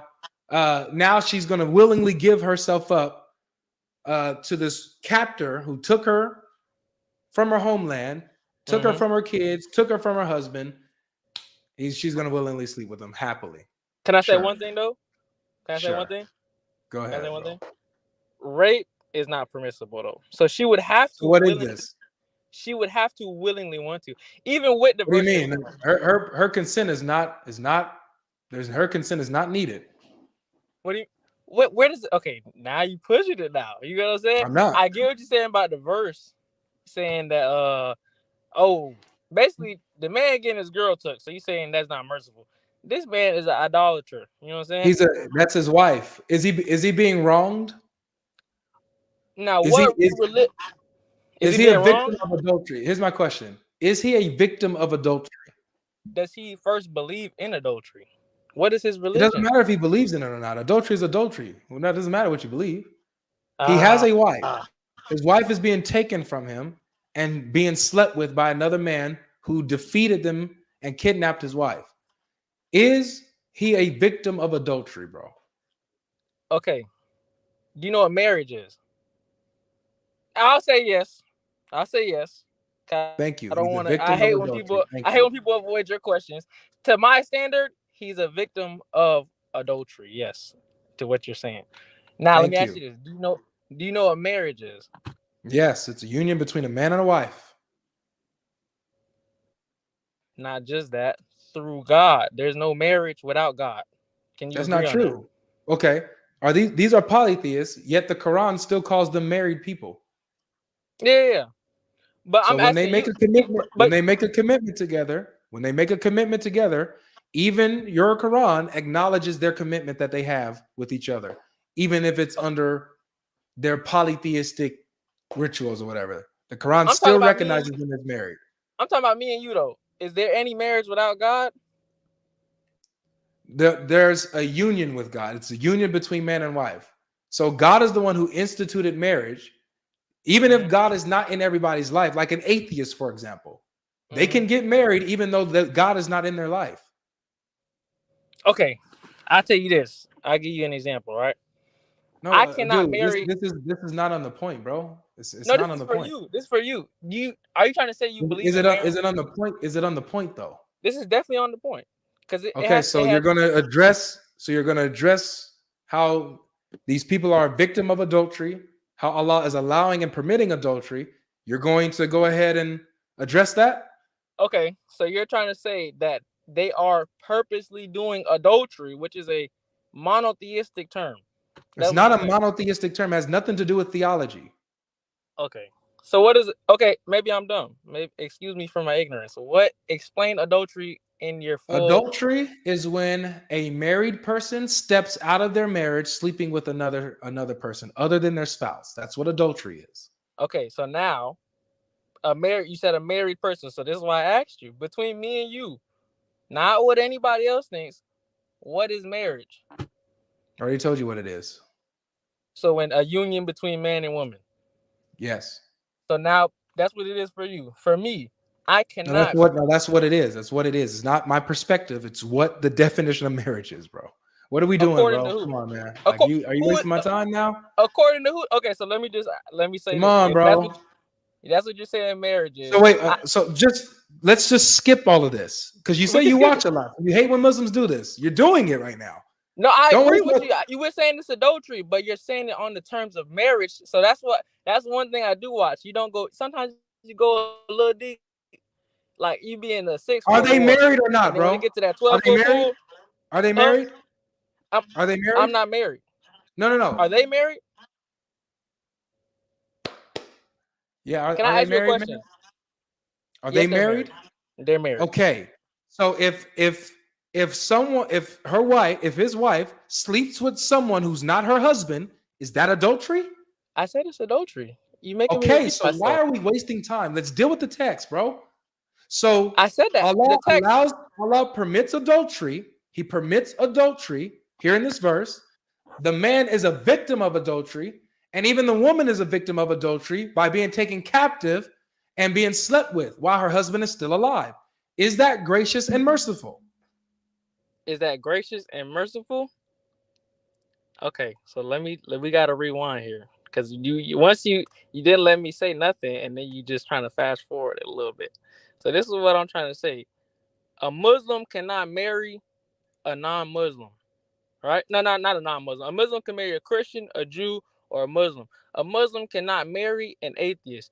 So this is what I'm getting at. If a Muslim were to tell me he was married to an atheist, I would tell you their marriage is invalid. That's what I would say. So that's what I'm trying to get at right now. They don't go by the same rules. So do you know what polygamy is? Does the Quran call them married? The Quran calls them married. So then they're married. Because the Quran is That's speaking. it. The Quran speaking to you though.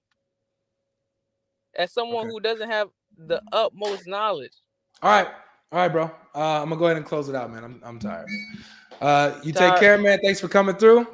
You know, we had some good laughs. I appreciate it. Oh, You have a man. good time, man. Keep You watching, can't give man. me one more. Oh, You can't save me. yeah, no, I can't. You're not being honest, bro. You're playing games. I just said it's adultery. I said it's adultery, right? I Okay. didn't deny that it's adultery. Now Yeah, you but ask me, so then is it stop merciful? wasting my time. Like seriously, you're trying to go all out when we've already dealt with the issue. It's adultery. Okay. Allah allows adultery. Is that gracious and merciful, bro? Yes or no? Are you saying Allah allows adultery in all forms? That's what the verse says. The verse says Allah allows adultery in Yes. any form. Married women are forbidden for you, except the captive slaves who you possess. So the captive married women are allowed for you. Is that gracious and merciful? To each his own, man. To each his I'm own. asking you, man. To the woman, it's merciful. To the man, he might have to take the L. Big bank. Is Meet Lil Bank. Allah being gracious and merciful here to this family, bro? It's simple yes or no. He's being gracious and merciful. By letting them live, he's being gracious and merciful. What about by letting another man sleep with his wife? Is he being gracious and merciful? They just went to war, and now you worry about your wife, man? You got Yeah, is that gracious and merciful? You worry about girls when I just let you live, man? All right. Yep. All right. Thanks. Thank you for your answer. I appreciate it, bro. Oh, man. But listen. Okay. So, guys, that's it. I hope that you guys enjoyed yourselves. You know, that's Islam. That's Islam. I did like everybody that came through though today. Even Antonio, man. I like you, bro. But you know, I don't think that we can't really have these conversations. You playing games. So, but yeah, I mean, I feel like I'm asking a very simple and basic question. You know, I'm asking a very simple and basic question to the Muslims. Why do you believe in Islam? And when the reasons that you give me for why you believe in Islam, when we dive into that, and you see actually Islam is the opposite of why you actually believe in it or what you said why you believe in it, this is what you get. I would say that Ahsan, I believe his name was Ahsan, the first guest, very polite, respectable. I want to get into more conversations with him about this stuff to see if he would be honest, if he's able to be honest with the text. I want to see. But the only one that I can say was absolutely honest, was just straight up honest, like didn't waste my time, was Fizz again, or Riz again. It was honest, where we can move from one place to another. So Muslims, you guys watch this stuff, you guys look at this stuff, and you make the same mistakes that the previous Muslims make. Wasting my time and dishonesty. So just reflect. Don't be like that. Rise. Yeah, Rise, Riz. I don't know. We was calling him Riz. Rise. It's Sig's accent. It's Sig's accent that got me. But we've been calling him Riz ever since. But it's Rise something. I forgot his name. But yeah, he was cool. He's been cool. But yeah, I would rather talk to people who can be honest. I don't like man, seriously, man. I know how Sam got to how he is. I know how Sam got to how he is. You guys, when you're dishonest and a waste of time, you know, it's annoying. You know, what are you doing here? You're just wasting time. Let somebody else come up who's going to be honest about what we're talking about so that people can learn. All right. Well, you guys be blessed, man. Thank you to everyone for the super chats. Golden, I see you giving super chats. Michelle, thank you so much. Michael Rivera. Adam, thank you guys so much. Yeah, man, a lot of this tapped in. Oh, man, look at you. Why do you always come late? Hey, how's it going? Why you always come late? Hey, man, I'm busy, man. I'd always keep catching you at a late time, brother. How you doing? It's when I go live. I'm literally wrapping up right now, man. You got to catch me early. I know, man. You know, I came to drop some dimes, man, some unorthodox views in terms but I'm of leaving. I don't have time. Okay, man, maybe we can set something up. Yeah, what are your off days? Anytime, man. You know, don't say anytime because when I go live, you're late. Well, we haven't communicated. This is the first time we've communicated in terms of having an actual one-on-one debate. I'd love to set something up. Well, it'll be just like this. You know, we'll talk and have open discussion, and you know, I'll give you time and stuff like that. But I'll be live again Friday. 2 Friday, p.m. That's right. You said Monday, Wednesdays, and Fridays, correct? Yeah, 2 p.m. Pacific, 5 p.m. Eastern. Okay. Awesome. I'll see you Friday then, my brother. All right. Take care. All righty. Take care.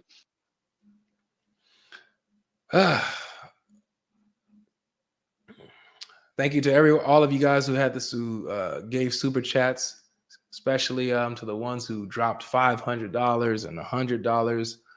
Man, you guys are amazing, man. Blessing the channel for real. Ralph said Sam and God Logic are one. This is a brotherhood that deserves my support. I'm telling you. Oh man, that's funny.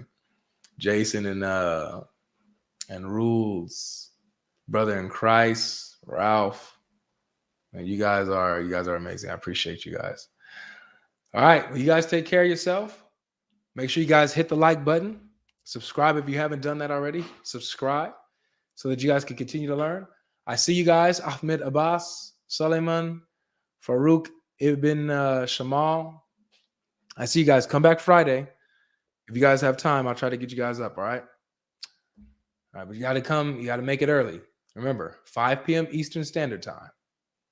5 p.m. Eastern Standard Time is when I'll be live. So try to hop in early so you don't miss it and get behind all these people who will waste my time. All right, you guys be blessed. Take care of yourselves. Peace.